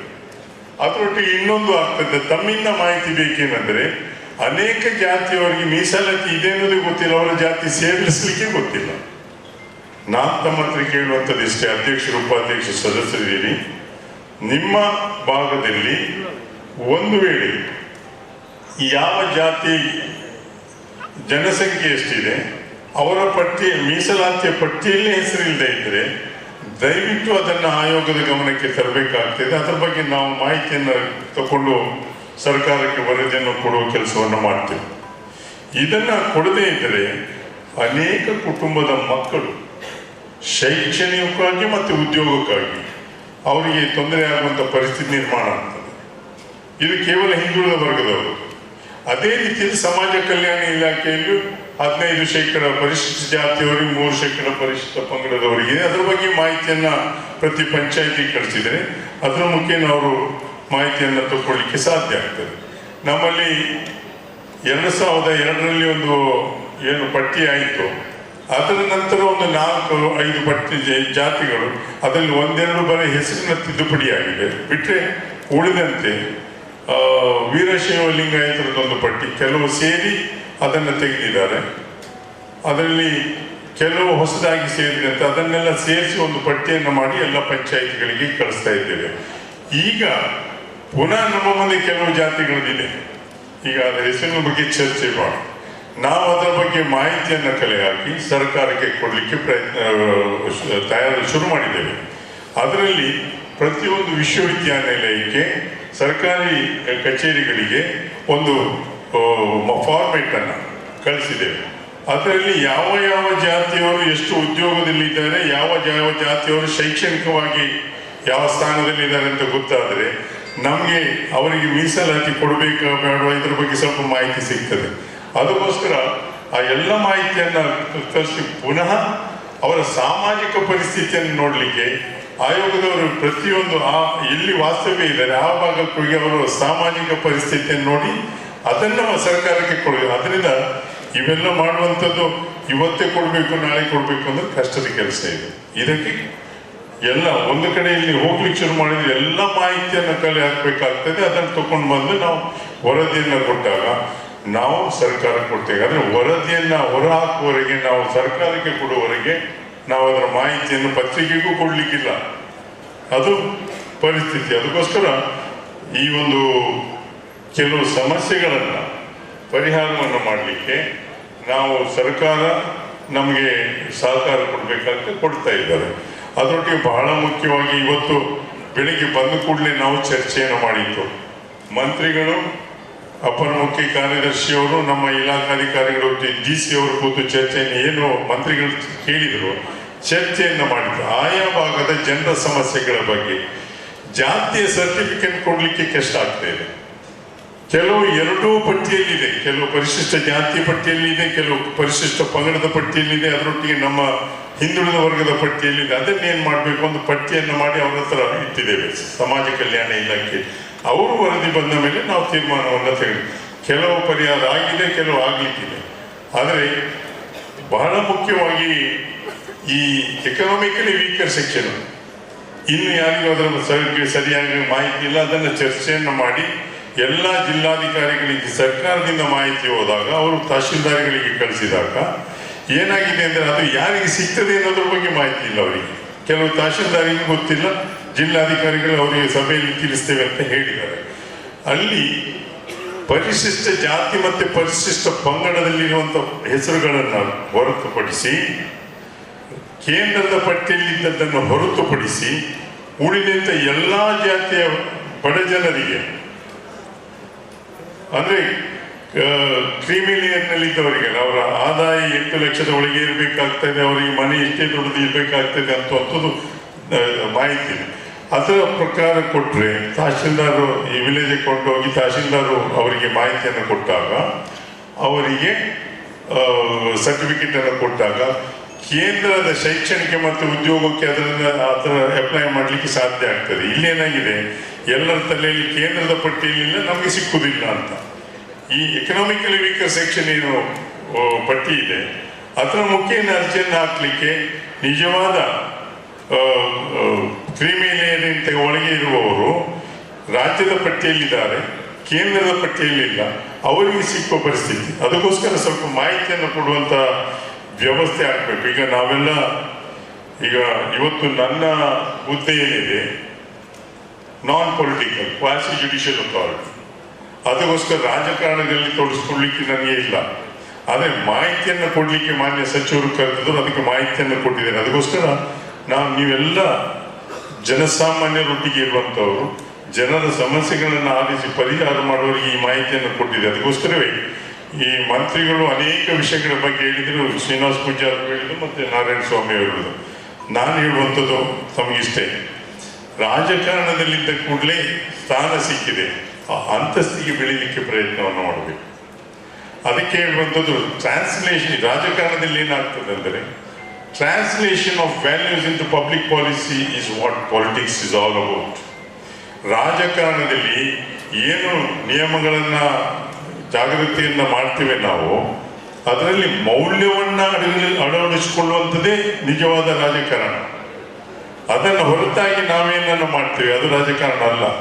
ಜನಸಾಮಾನ್ಯರಿಗೆ ಸ್ಪಂದಿಸುವಂಥ ಕಾಯ್ದೆಗಳನ್ನು ಮಾಡುವಂಥದ್ದು, ಜನಸಾಮಾನ್ಯರಿಗೆ ಬೇಕಾದಂಥ ವಿಷಯಗಳನ್ನು ತಿಳಿಸುವಂಥದ್ದು, ಇವೆಲ್ಲವೂ ಅವರಿಗೆ ನಮಗೆ ವಿಧಾನಸಭೆಯಲ್ಲಿ ಲೋಕಸಭೆಯಲ್ಲಿ ಇದರ ಬಗ್ಗೆ ಚರ್ಚೆಯನ್ನು ಮಾಡಿ ಹೆಚ್ಚು ಮಾಹಿತಿಯನ್ನು ಕೊಟ್ಟಾಗ ಜನರಿಗೆ ಖಂಡಿತವಾಗಿ ಅದು ಸಹಾಯ ಆಗುವಂಥ ಕೆಲಸ ಆಗಬೇಕು. ಬಿಟ್ಟರೆ ಅದರಿಂದ ತೊಂದರೆ ಆಗಬಾರ್ದು. ನನಗೆ ಒಂದು ದಿವಸ ಮಂಗಳೂರಿನಲ್ಲಿ ಅವಿಭಾಜ್ಯ ಜಿಲ್ಲೆಯ ಸಚಿವನಾಗಿದ್ದಾಗ ಒಂದು ಪ್ರಶ್ನೆ ಬಂತು.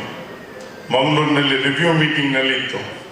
ಒಬ್ಬ ವ್ಯಕ್ತಿ ಬಂದು ಮುಖ್ಯಮಂತ್ರಿಗಳ ಹತ್ರ ಒಂದು ಚರ್ಚೆ ಅಳ್ಳಿಕ್ಕೆ ಶುರು ಮಾಡಿದ್ರು.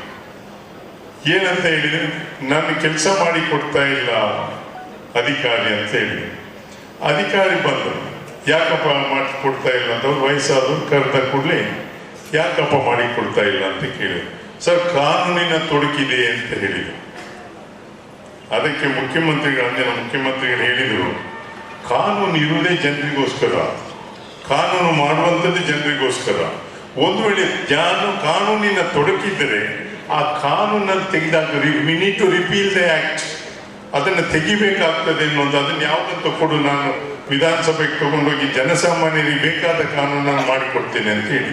ಅದರಿಂದ ನಾವು ಏನನ್ನು ಮಾಡಿದರೂ ಸಹ ಕಾನೂನು ಮಾಡಿದ್ದು ಜನಸಾಮಾನ್ಯರಿಗೆ ಮುಟ್ಟುವಂತ ಬೇಕಾಗುವಂತ ಕಾನೂನನ್ನು ಮಾಡಬೇಕು. ಅದನ್ನು ಹೊರತಾಗಿ ಏನನ್ನ ಮಾಡಿದರೆ ಜನರಿಗೆ ತೊಂದರೆ ಆಗ್ತದೆ ಅಂತ ಜನಪ್ರತಿನಿಧಿಗಳ ಅರ್ಥವನ್ನು ಮಾಡಿಕೊಂಡಾಗ, ಅದರಲ್ಲೂ ಹೆಚ್ಚಾಗಿ ಈಗ ಮಹಾತ್ಮ ಗಾಂಧಿಯವರು ಹುಟ್ಟುಹಬ್ಬ ಮೊನ್ನೆ 2ನೇ ತಾರೀಕು, ಇವತ್ತು ಪುನಃ ಅವರ ಬಗ್ಗೆ ಚರ್ಚೆಯನ್ನು ಮಾಡಿತ್ತು.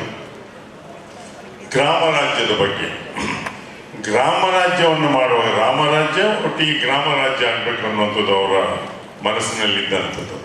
ಗ್ರಾಮ ರಾಜ್ಯ ಆಗಬೇಕಾದ್ರೆ ಜನಸಾಮಾನ್ಯ ಅವರಿಗೆ ಬೇಕಾದಂಥದ್ದು ಗ್ರಾಮದಲ್ಲಿ ಗ್ರಾಮ ಪಂಚಾಯತ್ನಲ್ಲಿ ಸಿಗುವಂಥ ವ್ಯವಸ್ಥೆ ನೀವುಗಳು ಮಾಡಬೇಕಾಗ್ತದೆ. ಬಿಟ್ಟರೆ ವಿಧಾನಸಭೆಯ ಶಾಸಕರ ಹತ್ರ ಸಂಸದರ ಹತ್ರ ಎಲ್ಲದಕ್ಕೂ ಹೋಗುವಂಥ ಪರಿಸ್ಥಿತಿ ನಿರ್ಮಾಣ ಆಗೋದು. ಇವತ್ತು ನಾವು ಡಾಕ್ಟರ್ ಅಂಬೇಡ್ಕರ್ ಅವರಿಗೂ ದೇವರ ಕೊಟ್ಟಕ್ಕೂ ಮತ್ತು ಸ್ವಾಮಿಗಳಿಗೂ ಮತ್ತು ದೇವರಾಜ ಅರಸು ನಮ್ಮ ರಾಜ್ಯದಲ್ಲಿ ಹಿಂದುಳಿದ ವರ್ಗಕ್ಕೆ ಕೇವಲ ಅವನಿಂದ ಶುರುವಾದದ್ದು ಕಾನೂನನ್ನು ಮಾಡಿ.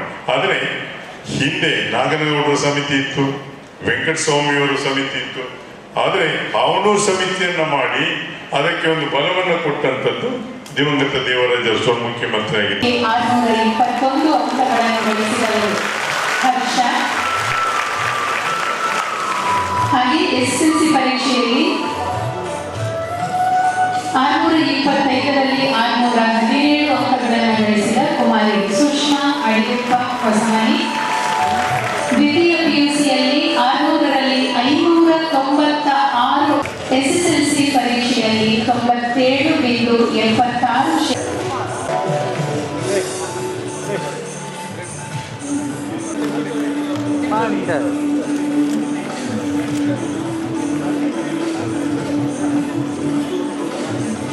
ಹಿಂದುಳಿದ ವರ್ಗಗಳ ಹಕ್ಕುಗಳಿಗಾಗಿ ಹೋರಾಡಿದ ಎಷ್ಟು ಜನ ಸುಖ ಶಾಂತಿ ಸಂತಸದಿಂದ ಇದ್ದಾರೆ ಎಂಬುದರಿಂದ ಎಂದು ನಂಬಿದರು.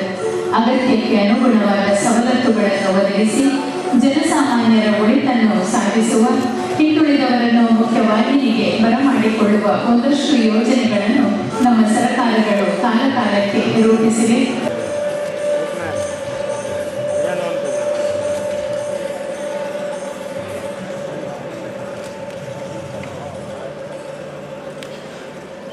ಅಪ್ಪು ವೆಂಕಪ್ಪ ಚಿಟ್ಟಗುಂಡಿ ಜಿಲ್ಲೆಯಲ್ಲಿ ಗರಿಷ್ಠ ಅಂಕಗಳನ್ನು ಪಡೆದು SSLC ಮತ್ತು PUC ವಿಭಾಗದ ಸಾಧಕರಾಗಿ ಹೊಮ್ಮಿರುವ ಈ 5 ವಿದ್ಯಾರ್ಥಿಗಳ ಉಜ್ವಲ ಭವಿಷ್ಯ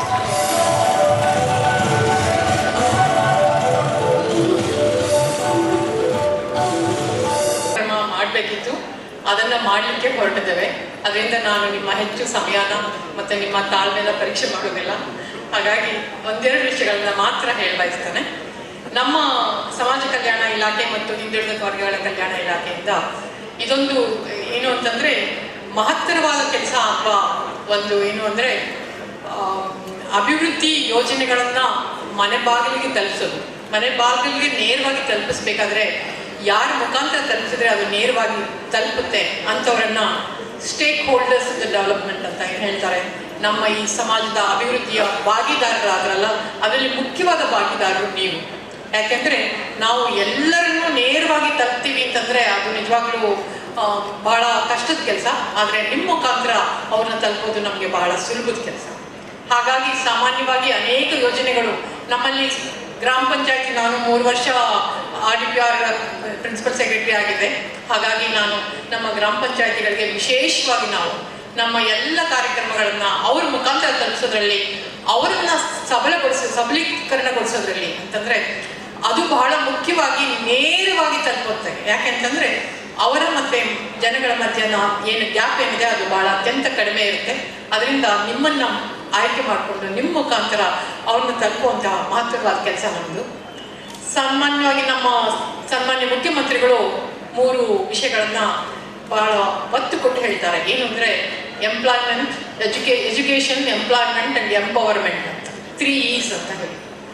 ಅಂದರೆ ಶಿಕ್ಷಣ, ಮತ್ತೆ ನಮಗೆ ಉದ್ಯೋಗ, ಮತ್ತೆ ಜೊತೆಗೆ ಸಬಲೀಕರಣ. ಎಜುಕೇಶನ್ ಮತ್ತೆ ಎಂಪ್ಲಾಯ್ಮೆಂಟ್ ಇದೆಯಲ್ಲ, ಎಜುಕೇಶನ್ ಅಲ್ಲಿ ನಾವಲ್ಲಿ ಸಾಕಷ್ಟು ಕೆಲಸಗಳನ್ನ ಮಾಡ್ತಾ ಇದ್ದೇವೆ, ನೇರವಾಗಿ ಇಲ್ಲಿಂದ ಹೋಗ್ತಾ ಇದೆ, ಅದು ತಮಗೂ ಗೊತ್ತಿರುವಂತ ವಿಷಯ. ಅದೇ ರೀತಿಯಲ್ಲಿ ನಮ್ಮಲ್ಲಿ ಎಂಪ್ಲಾಯ್ಮೆಂಟ್ ಕ್ರಿಯೇಷನ್ಗೆ ಸಾಕಷ್ಟು ಕೆಲಸ ಮಾಡಬೇಕಾಗಿದೆ, ಕೆಲವು ಆಗ್ತಾ ಇದೆ. ರಿಸರ್ವೇಷನ್ ಇರ್ಬೋದು ಅಥವಾ ಖಾಸಗಿ ಕೇಂದ್ರದಲ್ಲಿ ನಮ್ಮಲ್ಲಿ ರಿಸರ್ವೇಷನ್ ಇರ್ಬೋದು, ಮತ್ತೆ ನಮ್ಮಲ್ಲಿ ಅವರಿಗೆ ತಲುಪುವಂಥ ಸ್ಕಿಲ್ ಡೆವಲಪ್ಮೆಂಟ್ ಮುಖಾಂತರ ಅವರಿಗೆ ಎಂಟರ್ಪ್ರಿನರ್ಶಿಪ್ ಇರ್ಬೋದು, ಸ್ಟಾರ್ಟ್ಅಪ್ಸ್ ಇರ್ಬೋದು, ಅವೆಲ್ಲದರ ಮುಖಾಂತರ ಅವ್ರನ್ನ ತಲುಪಿಸೋದು ಒಂದೇ. ಆದರೆ ಇನ್ನು ಮುಖ್ಯವಾಗಿ ಎಂಪವರ್ಮೆಂಟ್ ಅಂದರೆ ಸಬಲೀಕರಣ. ಈ ಸಬಲೀಕರಣ ಮಾಡಿದಾಗ ಮಾತ್ರ ನಾವು ಈ ಎಜುಕೇಷನ್, ಎಂಪ್ಲಾಯ್ಮೆಂಟ್ ಎಲ್ಲ ಕೊಟ್ಟಿದ್ದಕ್ಕೆ ಸಾರ್ಥಕ ಆಗುತ್ತೆ. ಆ ಒಂದು ದಿಸೆಯಲ್ಲಿ ನಮ್ಮಲ್ಲಿ ಮುಖ್ಯವಾಗಿ ಆಗಬೇಕಾದಂಥ ಒಂದು ಏನು ಕಾರ್ಯಕ್ರಮ ಇದೆ ಅನ್ನೋದು, ಅದನ್ನು ಮೊದಲು ನಿಮ್ಮನ್ನು ಸಬಲೀಕರಣಗೊಳಿಸಿದ್ರೆ ನಾವು ಜನಗಳನ್ನ ಸಬಲೀಕರಿಸಗೊಳಿಸೋದು ನೆಕ್ಸ್ಟ್ ಸ್ಟೆಪ್ ಆಗುತ್ತೆ. ಈ ಹಿನ್ನೆಲೆಯಲ್ಲಿ ಎಲ್ಲ ಗ್ರಾಮ ಪಂಚಾಯತಿ ನಮ್ಮ ಮೆಂಬರ್ಸ್ ಯಾರಿದ್ದಾರೆ, ಸದಸ್ಯರು ಯಾರಿದ್ದಾರೆ, ಅಧ್ಯಕ್ಷರುಗಳು ಯಾರಿದ್ದಾರೆ, ಆಮೇಲೆ ಮತ್ತೆ ತಾಲೂಕು ಪಂಚಾಯತಿ ಅಧ್ಯಕ್ಷರುಗಳು, ತಾಲೂಕು ಪಂಚಾಯತಿ ಮೆಂಬರ್ಸು, ನಮ್ಮ ಪುರಸಭೆ ಮೆಂಬರ್ಸು, ಸದಸ್ಯರು, ಅವರೆಲ್ಲರೂ ನಾವು ಒಂದು ತಿಳ್ಕೊಳ್ಬೇಕು. ನಾವೇನು ಅಂತಂದ್ರೆ ಸಾಮಾನ್ಯವಾಗಿ ಒಂದು ಸೀಮಿತವಾದ ಒಂದು ಒಂದು ಇದಿರುತ್ತೆ ನಮ್ಮಲ್ಲಿ. ಏನಂದ್ರೆ ಗ್ರಾಮ ಪಂಚಾಯತಿಗೆ ಅಂದ್ರೆ ನಮ್ಮ ಗ್ರಾಮ ಪಂಚಾಯತಿಗೆ ನೇರವಾಗಿ ಬಂದ ಹಣ, ನೇರವಾಗಿ ಬಂದಂತಹ ಒಂದು ಕೆಲಸ ಅಷ್ಟೇ ನಮ್ದೇನು ಸೀಮಿತವಾದ ಕೆಲಸ ಇಲ್ಲ. ರಾಜ್ಯದ ಎಲ್ಲ ಯೋಜನೆಗಳಲ್ಲಿ, ಬರೀ ಸಮಾಜ ಕಲ್ಯಾಣ ಇಲಾಖೆ, ಹಿಂದುಳಿದ ವರ್ಗಗಳ ಕಲ್ಯಾಣ ಇಲಾಖೆನೇ ಅಲ್ಲ, ಎಲ್ಲ ಇಲಾಖೆಗಳಲ್ಲಿ ಏನೇ ಅಭಿವೃದ್ಧಿ ಕಾರ್ಯಕ್ರಮಗಳಾಗುತ್ತೆ ಅದೆಲ್ಲರೂ ತಲುಪೋದು ಕಟ್ಟ ಕಡೆಗೆ ಗ್ರಾಮ ಪಂಚಾಯತಿಯಲ್ಲಿ ಮಾತ್ರ, ಮತ್ತು ನಮ್ಮಲ್ಲಿ ಪುರಸಭೆಯಲ್ಲಿ ಏನಿದೆ ವಾರ್ಡ್ಗಳಲ್ಲಿ ಮಾತ್ರ. ಹಾಗಾಗಿ ಪ್ರತಿಯೊಂದು ಕಾರ್ಯಕ್ರಮ, ಪ್ರತಿಯೊಂದು ಏನು ಯೋಜನೆ ಇದೆ, ಪ್ರತಿಯೊಂದು ಇದಿದೆ, ಅದಕ್ಕೆಲ್ಲರಲ್ಲಿ ನಿಮ್ಮ ಪಾತ್ರ ಅಂದ್ರೆ ಅದನ್ನ ಜನಗಳಿಗೆ ತಲುಪಿಸುವಂತ ಬ್ರಿಡ್ಜ್ ಅಂತ ಏನ್ ಹೇಳ್ತಾರಲ್ಲ, ಒಂದು ಸೇತುವೆ, ಆ ಸೇತುವೆ ಆಗಿ ಕೆಲಸ ಮಾಡೋದ್ರಲ್ಲಿ ನಿಮ್ಮ ಪಾತ್ರ ಬಹಳ ಅತ್ಯಂತ ಪ್ರಮುಖವಾದ ಪಾತ್ರ. ತಮ್ಗೆಲ್ರಿಗೂ ಗೊತ್ತಿದೆ, ಸನ್ಮಾನ್ಯ ಮಂತ್ರಿಗಳು ಇದೊಂದು ಅವರ ಪರಿಕಲ್ಪನೆ ಏನು ಅಂತಂದ್ರೆ ಹೇಗೆ ಎಲ್ಲರನ್ನು ಮುಟ್ಟೋದು, ಆಮೇಲೆ ಇದು ಬಹಳ ವೇಗವಾಗಿ ಮುಟ್ಟುವಂಥದ್ದು. ಆ ಒಂದು ಸ್ಪೀಡ್ ಅಂತ ಏನ್ ಹೇಳ್ತಾರಲ್ಲ, ಆ ಸ್ಪೀಡ್ ಕೂಡ ಇದರಿಂದ ಆಗುತ್ತೆ. ಈ ವಿಷಯದಲ್ಲಿ ನಮ್ಮ ಇಲಾಖೆಯ ಅನೇಕ ಅಧಿಕಾರಿಗಳು ಮತ್ತೆ ಇವರು ಸಾಕಷ್ಟು ಕೆಲಸ ಮಾಡಿದ್ದಾರೆ. ಹಿಂದೆ ನೀವು ನೋಡ್ಬೇಕಾಗಿತ್ತು, ನಿನ್ನೆ ಅಕ್ಟೋಬರ್ 2 ಸಹ ಇಡೀ ರಾಜ್ಯದಲ್ಲಿ ಪ್ರತಿಯೊಂದು ನಮ್ಮ ಹಾಸ್ಟೆಲಲ್ಲಿ, ಪ್ರತಿಯೊಂದು ಆಶ್ರಮ ಶಾಲೆಯಲ್ಲಿ, ಪ್ರತಿಯೊಂದು ನಮ್ಮ ರೆಸಿಡೆನ್ಷಿಯಲ್ ಸ್ಕೂಲಲ್ಲಿ, ಎಲ್ಲ ಕಡೆ ಪ್ರತಿ ಕಚೇರಿಗಳಲ್ಲಿ ನಾವು ಯಾವುದೇ ಒಂದು ಇದಿಲ್ಲದೆ ನಮ್ಮ ಸ್ವಚ್ಛತಾ ಹಿ ಸೇವಾ ಅಂತ ಹೇಳ್ಬಿಟ್ಟು ಒಂದು ವಿಶೇಷವಾದಂತಹ ನಮ್ಮ ಗಾಂಧೀಜಿಯವರ ಒಂದು ಏನು ಕನಸಿತ್ತು, ಆ ಕನಸಿನಂತೆ ನಾವು ಈ ಶ್ರದ್ಧಾಪೂರ್ವಕವಾಗಿ ಆ ಒಂದು ಯೋಜನೆ ಮಾಡಿದ್ವಿ. ಅಂದರೆ ಅದೊಂಥರ ಇದು ಏನು ನಮ್ಮ ಕೋವಿಡ್ನ ಕಾರ್ಮೋಡಗಳ ಮಧ್ಯೆ ಸೂರ್ಯ ಉದಯಿಸಿದ ಹಾಗೆ ನಮ್ಮ ಈ ಕಾರ್ಯಕ್ರಮ ಬಹಳ ಅತ್ಯದ್ಭುತವಾಗಿ ನಡೆಯಿತು. ಅದು ಒಂದು ಬೆಳಕನ್ನು ಚೆಲ್ತಾ ಇದೆ. ನಮಗೆ ಈ ವರ್ಷದಲ್ಲಿ ಸಾಕಷ್ಟು ಸಂಕಷ್ಟಗಳಿತ್ತು, ಸವಾಲುಗಳಿತ್ತು. ಯಾಕೆಂತಂದ್ರೆ ಈಗಲೂ ಸಹ ಸಾಕಷ್ಟು ನನಗೆ ಒಳಗಡೆ ಭಯನೂ ಆಗುತ್ತೆ. ಏನು ಅಂದ್ರೆ ನಮ್ಮಲ್ಲಿ what is the safety of the people ಅಂತ, ನಮ್ಮ ಏನು ಈ ಎಲ್ಲದರ ಮಧ್ಯದಲ್ಲಿ ನಾವು ನಮ್ಮ ಎಲ್ಲ ಕರೋನಾದ ಒಂದೇನು ಇದಿದೆ ಅದನ್ನ ಸ್ಯಾನಿಟೈಸೇಷನ್, ಮಾಸ್ಕಿಂಗ್ ಮತ್ತೆ ಏನು ನಮ್ಮ ಸೋಷಿಯಲ್ ಡಿಸ್ಟೆನ್ಸಿಂಗ್ ಏನಿದೆ 3 ಹೇಳ್ತೀವಿ, ಅದನ್ನ ನಾವು ಕಾಯ್ಕೊಳ್ಬೇಕು. ಅದರ ಮಧ್ಯದಲ್ಲಿ ನಾವು ನಮ್ಮ ಕೆಲಸ ಮಾಡ್ಕೊಳ್ಬೇಕು. ಈಗಾಗಲೇ ನಮ್ಮ ಅಧ್ಯಕ್ಷರು ಮತ್ತೆ ಎಲ್ಲರೂ ಹೇಳಿದ್ದಾರೆ ಏನು ಅಂತಂದ್ರೆ ಈ ಯೋಜನೆಗಳನ್ನ ಯಾವ ರೀತಿಯಲ್ಲಿ ತಲುಪಿಸ್ಬೇಕು, ಹೇಗೆ ತಲುಪಿಸ್ಬೇಕು, ಮತ್ತೆ ಯಾವ ರೀತಿಯಲ್ಲಿ ಅವರಿಗೆ ಮುಟ್ಬೇಕು ಅಂತ. ಅದರಿಂದ ನಾನು ಹೆಚ್ಚು ಸಮಯ ತಗೊಳ್ದೆ ನೇರವಾಗಿ ನಮ್ಮ ಕಾರ್ಯಕ್ರಮಕ್ಕೆ ಬರಲಿಕ್ಕೋಸ್ಕರ ಹೇಳಿ, ಈ ಕಾರ್ಯಕ್ರಮದ ಆಯೋಜನೆಯಲ್ಲಿ ಲೋಕಲ್ ಆಗಿ ಸಹ ನಮ್ಮ ಮಂತ್ರಿಗಳು ಮತ್ತೆ ಬಹಳ ಶ್ರಮ ಪಟ್ಟಿದ್ದಾರೆ. ಆಮೇಲೆ ಮತ್ತೆ ಎಲ್ಲರೂ ಒಂದು ಎಷ್ಟು ಅಂದ್ರೆ ತುಂಬಾ ಆಸಕ್ತಿಯಿಂದ ಜಿಲ್ಲಾಧಿಕಾರಿಗಳು, ಜಿಲ್ಲಾ ಮುಖ್ಯ ಕಾರ್ಯದರ್ಶಿಗಳು ಎಲ್ಲರೂ ಸಹ ಬೇರೆ ಬೇರೆ ಎಲ್ಲ ಕೆಲಸಗಳನ್ನ ಬಿಟ್ಟು ಇದಕ್ಕೆ ನಿಂತು ಮಾಡ್ತಾ ಇದ್ದಾರೆ. ಅದೇ ರೀತಿ ರಾಜ್ಯ ಮಟ್ಟದ ಎಲ್ಲ ಅಧ್ಯಕ್ಷರುಗಳು ಮತ್ತೆ ಇವರು ಎಲ್ಲರೂ ಬಹಳ ದೂರದಿಂದ ಬಂದು ಈ ಕಾರ್ಯಕ್ರಮನ ನೆರವೇರಿಸ್ಕೊಡ್ಬೇಕು ಅಂತ. ಇವತ್ತೊಂದೇ ದಿನ ನಿಮ್ಗೆ ಎಲ್ಲ ತಿಳಿಸ್ಕೊಡ್ತೀವಿ ಅಂತಂದ್ರೆ ಅದು ಸಾಧ್ಯ ಇಲ್ಲ, ಅದು ನಮಗೂ ಗೊತ್ತಿದೆ.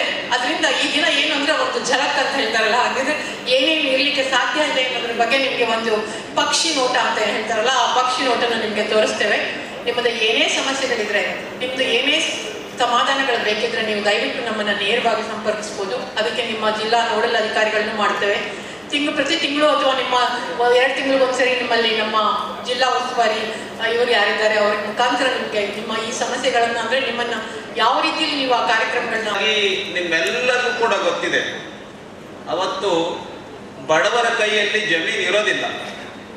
ಬಹಳ ಬಡವರು ಯಾರಿದ್ರು ಅವರೆಲ್ಲ ಶ್ರೀಮಂತರ ಜಮೀನಿನಲ್ಲಿ ಕೆಲಸ ಮಾಡ್ತಾ ಇರ್ತಾರೆ. ಆಗ ಯಾರು 10 ವರ್ಷದಿಂದ 5 ವರ್ಷದಿಂದ 15 ವರ್ಷದಿಂದ 25 ವರ್ಷದಿಂದ ಜಮೀನನ್ನ ಉಳುಮೆ ಮಾಡ್ತಿರ್ತಾರೆ, ಉಳುವವನೇ ಭೂಮಿಯ ಒಡೆಯ ಅಂತ ಹೇಳಿ ಬಹುಶಃ ದೇಶದಲ್ಲಿ ಯಾವ ರಾಜ್ಯದಲ್ಲೂ ಕೂಡ ಈ ಕಾನೂನು ಜಾರಿಗೆ ಬರಲಿಲ್ಲ. ನಮ್ಮ ಕರ್ನಾಟಕ ರಾಜ್ಯದಲ್ಲಿ ಮಾತ್ರ ಯಶಸ್ವಿಯಾಗಿ ಜಾರಿಗೆ ಬಂತು. ಉಳುವವನೇ ಭೂಮಿಯ ಒಡೆಯ ಅಂಥೇಳಿ ಜಾರಿಗೆ ತಂದಂಥ ಕೀರ್ತಿ ದೇವರಾಜ ಅರಸು ಅವರಿಗೆ ಸಲ್ಲುತ್ತೆ. ಮೂರನೇ ಅಂಶ ನಾನು ಹೇಳ್ತೇನೆ. ಯಾಕೆ ದೇವರಾಜ ಅರಸು ಫೇಮಸ್ ಅಂತ ಹೇಳಿದ್ರೆ, ಅವರ ಕಾಲದಲ್ಲಿ 16,000 ಜನ ನಿರುದ್ಯೋಗಿ ಪದವೀಧರರಿಗೆ ಉದ್ಯೋಗವನ್ನ ಕೊಡ್ತಾರೆ, ಸರ್ಕಾರದ ಉದ್ಯೋಗವನ್ನ ಕೊಡ್ತಾರೆ. ಯಾವಾಗ? 1973-74ರಲ್ಲಿ, ಬಹಳ ದೊಡ್ಡ ಪ್ರಮಾಣದಲ್ಲಿ. ಹಿಂಗೆ ಕರ್ನಾಟಕ ರಾಜ್ಯದಲ್ಲಿ ಬಡತನ ನಿರ್ಮೂಲನೆಯ ನೇತಾರ ಅಂತ ಯಾರಿಗಾರು ಕರೀತಾ ಇದ್ರೆ ಅವತ್ತಿನ ಕಾಲದಲ್ಲಿ ದೇವರಾಜ ಅರಸು ಅವರಿಗೆ ಕರೀತಾ ಇದ್ರು. ಹಾಗಾಗಿ ನಾನು ಅಂಬೇಡ್ಕರ್ ಬಗ್ಗೆ ನಿಮ್ಮೆಲ್ಲರಿಗೂ ಕೂಡ ಗೊತ್ತಿದೆ. ಅಂಬೇಡ್ಕರ್ ಇರೋದ್ರಿಂದ ನಮ್ಮ ದೇಶದಲ್ಲಿ ಸಂವಿಧಾನ ಬದುಕಿದೆ. ಅಂಬೇಡ್ಕರ್ ಇರೋದ್ರಿಂದ ನಮ್ಮ ದೇಶದಲ್ಲಿ ಪ್ರಜಾಪ್ರಭುತ್ವ ಉಳಿದಿದೆ. ಹಾಗಾಗಿ ಅಂಬೇಡ್ಕರ್, ದೇವರಾಜ ಅರಸು, ವಾಲ್ಮೀಕಿಯವರು, ಈ ಥರ ನಾವೆಲ್ಲರೂ ಇಲ್ಲಿ ಕುಳಿತುಕೊಂಡಿರ್ತಕ್ಕಂಥವ್ರು ನಮ್ಮ ದೀನ್ ದಯಾಳ್ ಉಪಾಧ್ಯಾಯ ಅವರ ಒಂದು ಮಾತನ್ನು ಹೇಳಿ ನನ್ನ ಭಾಷಣವನ್ನು ಮುಗಿಸ್ತೇನೆ. ದೀನ್ ದಯಾಳ್ ಉಪಾಧ್ಯಾಯ ಅವರು ಏನು ಹೇಳಿದ್ರು? ಅಂತ್ಯದಲ್ಲಿರ್ತಕ್ಕಂಥವ್ರು, ಕೊನೆಯಲ್ಲಿರ್ತಕ್ಕಂಥವ್ರು, ಅಂದ್ರೆ ನಿರ್ಗತಿಕ ಜನ ಅಂತ ಯಾರನ್ನ ಕರಿತೀವಿ ನಾವು, ಕೊಳಚೆ ಪ್ರದೇಶದಲ್ಲಿ ಇದ್ದಂತ ಯಾರನ್ನ ಕರಿತೀವಿ, ಅಲೆಮಾರಿಗಳು ಅಂತ ನಾವು ಯಾರನ್ನ ಕರಿತೀವಿ, ಅವರ ಕಲ್ಯಾಣ ಆಗದೇನೆ ಭಾರತ ಕಲ್ಯಾಣ ಆಗಕ್ಕೆ ಸಾಧ್ಯ ಇಲ್ಲ ಅಂತ ಹೇಳಿ ನಮ್ಮ ಬಿಜೆಪಿಯ ಮೊದಲನೇ ರಾಷ್ಟ್ರೀಯ ಸಂಘಟನಾ ಕಾರ್ಯದರ್ಶಿ ಆಗಿದ್ದಂತ ದೀನ್ ದಯಾಳ್ ಉಪಾಧ್ಯಾಯ ಅವರು ಹೇಳಿದ್ರು. ಅವರ ಹೆಸರಿನಲ್ಲಿ ಕಾರ್ಯಕ್ರಮವನ್ನು ಆಯೋಜನೆ ಮಾಡಿರ್ತಕ್ಕಂಥ ನಮ್ಮ ಕೋಟಾ ಶ್ರೀನಿವಾಸ್ ಪೂಜಾರ್ ಅವರಿಗೆ ನಾನು ಈ ಸಂದರ್ಭದಲ್ಲಿ ಅಭಿನಂದನೆಗಳನ್ನು ಸಲ್ಲಿಸ್ತೇನೆ. ಹಾಗಾಗಿ ಈ ಕಾರ್ಯಕ್ರಮದ ಪ್ರಸ್ತುತತೆ ಏನು? ನಮ್ಮ ಪ್ರಜಾಪ್ರಭುತ್ವದಲ್ಲಿ ಆಡಳಿತದ ಕೊನೆಯ ಘಟಕ ಯಾವುದಪ್ಪ ಅಂತ ಹೇಳಿದ್ರೆ ಗ್ರಾಮ ಪಂಚಾಯತ್. ಗ್ರಾಮ ಪಂಚಾಯತ್ ಅಭಿವೃದ್ಧಿ ಆಗದೇನೆ ಪ್ರಜಾಪ್ರಭುತ್ವ ಯಶಸ್ವಿ ಆಗಕ್ಕೆ ಸಾಧ್ಯ ಇಲ್ಲ ಅಂತ ಹೇಳಿ ನಮ್ಮೆಲ್ಲರಿಗೂ ಕೂಡ ಗೊತ್ತಿದೆ. ಈ ಸಂದರ್ಭದಲ್ಲಿ ನಾನು ನರೇಂದ್ರ ಮೋದಿ ಅವರಿಗೆ ಅಭಿನಂದನೆಯನ್ನು ಸಲ್ಲಿಸ್ತೇನೆ. ಯಾರು ಗ್ರಾಮ ಪಂಚಾಯತ್ ಸದಸ್ಯರಿದ್ದಾರೆ ಅವರಿಗೆ ಸಹಿ ಹಾಕುವಂತ, ಹಣ ರಿಲೀಸ್ ಮಾಡತಕ್ಕಂಥ ಅಧಿಕಾರವನ್ನ ಕೊಟ್ಟಂತವರು, ಪ್ರಜಾಪ್ರಭುತ್ವವನ್ನ ಮತ್ತು ಪ್ರಜಾಪ್ರಭುತ್ವದಲ್ಲಿ ಗ್ರಾಮ ಪಂಚಾಯತ್ಗೆ ಬಹಳ ದೊಡ್ಡ ಪ್ರಾಧಾನ್ಯತೆಯನ್ನು ಕೊಟ್ಟಿರ್ತಕ್ಕಂಥವ್ರು ಯಾರಪ್ಪ ಅಂತ ಹೇಳಿದ್ರೆ ನಮ್ಮ ನರೇಂದ್ರ ಮೋದಿ ಅವರು. ಹಾಗಾಗಿ ಯಾರಾದ್ರೂ ಗ್ರಾಮ ಪಂಚಾಯತ್ ಸದಸ್ಯರಿದ್ರು, ಅಧ್ಯಕ್ಷರಿದ್ರು ಒಂಚೂರು ಕೈ ಮೇಲೆ ಮಾಡಿ. ಯಾರ್ಯಾರಿದ್ರಿ ಪಂಚಾಯತ್ ಅಧ್ಯಕ್ಷರು? ಬಹಳ ಜನ ಇದೀವಿ. ನಮಗೆ ಸಿಗ್ನೇಚರ್ ಆಗ್ತಕ್ಕಂಥ ಅಧಿಕಾರ ಇದೆ. ನಮ್ಮ ಶ್ರೀನಿವಾಸ್ ಪೂಜಾರ್ ಅವರು ಇಲ್ಲಿದ್ದಾರೆ. ನಿಮ್ಮ ವೇತನವನ್ನ ಜಾಸ್ತಿ ಮಾಡಬೇಕು ಅಂತೇಳಿ ಬಿಲ್ ಅನ್ನ ತರೋದಕ್ಕೆ ಕಾರಣರು ಯಾವ್ದವ್ರು ಅಂತ ಹೇಳಿದ್ರೆ ಯಾರಪ್ಪ ಅಂತ ಹೇಳಿದ್ರು ಕೋಟಾ ಶ್ರೀನಿವಾಸ್ ಪೂಜಾರ್. ಹಾಗಾಗಿ ಈ ಒಂದು ಕಾರ್ಯಕ್ರಮ ಬಹಳ ಯಶಸ್ವಿ ಆಗ್ತಾ ಇದೆ. ನಿಮ್ಮೆಲ್ಲರಿಗೂ ಕೂಡ ಇಷ್ಟೊಂದು ಶಾಂತ ರೀತಿಯಿಂದ ಕುಳಿತುಕೊಂಡಿರ್ತಕ್ಕಂಥ ಕಾರ್ಯಕ್ರಮದ ಯಶಸ್ವಿಗೆ ಕಾರಣರಾಗಿರ್ತಕ್ಕಂಥ ತಮ್ಮೆಲ್ಲರಿಗೂ ಕೂಡ ಅಭಿನಂದಿಸ್ತಾ ನನ್ನ 2 ಮಾತನ್ನು ಮುಗಿಸ್ತೀನಿ. ತಮಗೆಲ್ಲರೂ ಕೂಡ ಧನ್ಯವಾದ. ಇಷ್ಟ ವರ್ಗಗಳ ಕಲ್ಯಾಣಕ್ಕೆ ದಕ್ಷಿಣ ಕನ್ನಡ ಜಿಲ್ಲೆ ಮಂಗಳೂರು ಇದರ ವತಿಯಿಂದ ನಡೆಯುವಂಥ ಅಂತ್ಯೋದಯ ಈ ಒಂದು ಸಮಾರಂಭದಲ್ಲಿ ವೇದಿಕೆಯಲ್ಲಿ ಈ ಒಂದು ಸಮಾರಂಭವನ್ನು ಉದ್ಘಾಟಿಸಿದಂತಹ ಕೇಂದ್ರ ಮಂತ್ರಿಗಳು ಆಗಿರುವಂಥ ಸನ್ಮಾನ್ಯ ಶ್ರೀ ಬಿ ನಾರಾಯಣ ಸ್ವಾಮಿ ಅವರೇ, ಈ ಒಂದು ಕಾರ್ಯಕ್ರಮದ ಕಲ್ಪನೆ ಹಾಗೂ ಈ ಕಾರ್ಯಕ್ರಮದ ಕೇಂದ್ರ ಬಿಂದು, ಈ ಒಂದು ಕಾರ್ಯಕ್ರಮವನ್ನು ಈತನ್ನೇ ಮಾಡಬೇಕು ಅಂತ ನಮಗೆಲ್ಲ ಸೂಚನೆ ಕೊಟ್ಟು ಈ ಕಾರ್ಯಕ್ರಮದಲ್ಲಿ ಭಾಗವಹಿಸಿ ಈ ಕಾರ್ಯಕ್ರಮ ಅತ್ಯಂತ ಚೆನ್ನಾಗಿ ನಡೆಸಿಕೊಡುವಂಥ ನಮ್ಮದೇ ಮಂತ್ರಿಗಳಾಗಿರುವಂಥ ಕೋಟಾ ಶ್ರೀನಿವಾಸ್ ಪೂಜಾರಿ ಅವರೇ ಹಾಗೂ ವೇದಿಕೆಯಲ್ಲಿರುವಂಥ ಎಲ್ಲ ನನ್ನ ಶಾಸಕ ಮಿತ್ರರುಗಳೇ, ಎಲ್ಲ ನಿಗಮದ ಅಧ್ಯಕ್ಷರುಗಳೇ, ಹಿರಿಯ ಸರ್ಕಾರಿ ಅಧಿಕಾರಿಗಳೇ ಹಾಗೂ ವೇದಿಕೆಯ ಮುಂದಿರುವಂಥ ಎಲ್ಲ ಹಿರಿಯ ಕಿರಿಯ ಬಂಧುಗಳೇ ಹಾಗೂ ಮುಖ್ಯವಾಗಿ ಈ ಒಂದು ಕಾರ್ಯಕ್ರಮದಲ್ಲಿ ಭಾಗವಹಿಸಿ ಹಲವಾರು ವಿಷಯಗಳನ್ನು ತಿಳ್ಕೊಳ್ಳಿಕ್ಕೆ ಇಚ್ಛೆಪಟ್ಟ ಬಂದಂತಹ ಎಲ್ಲ ಪಂಚಾಯತ್ ಸದಸ್ಯರುಗಳೇ, ಮಾಧ್ಯಮದ ಮಿತ್ರರು, ವಿಶೇಷವಾಗಿ ಈ ಕಾರ್ಯಕ್ರಮವನ್ನು ಕಲ್ಪನೆ ಮಾಡಿದಂಥ ನಮ್ಮ ಕೋಟಾ ಶ್ರೀನಿವಾಸ್ ಪೂಜಾರಿ ಅವರಿಗೆ, ನಮ್ಮ ಮಂತ್ರಿಗಳಿಗೆ ನಾನು ಬಹಳ ಅಭಿನಂದನೆಯನ್ನು ಕೊಡ್ತಾ ಇದ್ದೇನೆ. ಸುಮಾರು 8-10 ದಿವಸಗಳ ಹಿಂದೆ ಒಂದು ರಾತ್ರಿ ಸುಮಾರು 11:30 ಗಂಟೆಗೆ ಶ್ರೀನಿವಾಸ್ ಪೂಜಾರಿ ಅವರು ನನಗೆ ಫೋನ್ ಮಾಡ್ತಾರೆ. ಎಲ್ಲಿದ್ದೀರಿ ಅಂತ ಕೇಳ್ತಾರೆ. ಆಗ ನಾನು ಊರಲ್ಲಿ ಇದ್ದೆ. ಈ ಥರದ ಒಂದು ಕಾರ್ಯಕ್ರಮವನ್ನು ಮಾಡಬೇಕು, ಬಂಟ್ವಾಳದ ಬಂಟರ ಸಂಘ ಫ್ರೀ ಇದೆನಾ ಅಂತ ಕೇಳಿ ಅಂತ ಹೇಳಿದೆ. ನಾನಾಗ ಅವ್ರಿಗೆ ಹೇಳಿದೆ, ಫ್ರೀ ಇಲ್ಲಾಂದ್ರೆ ಫ್ರೀ ಮಾಡಿಸುವ, ನೀವು ಕಾರ್ಯಕ್ರಮ ಫಿಕ್ಸ್ ಮಾಡಿ ಅಂತ ಹೇಳಿದೆ. ಅದರಿಂದ ಆಗಲೇ ಇಮಿಡಿಯೇಟ್ ಆಗಿ ನಾನು ಸಂಬಂಧಪಟ್ಟ ಜನರಿಗೆ ಅದನ್ನು ತಿಳಿಸಿ ಈ ಒಂದು ಕಾರ್ಯಕ್ರಮಕ್ಕೋಸ್ಕರ ಈ ಭಾಗವನ್ನು ಕಾಯ್ದಿರಿಸಿ ಕಳೆದ 2 ದಿವಸದಿಂದ ನಾನು ಈ ಊರಲ್ಲಿ ಇರಲಿಲ್ಲ.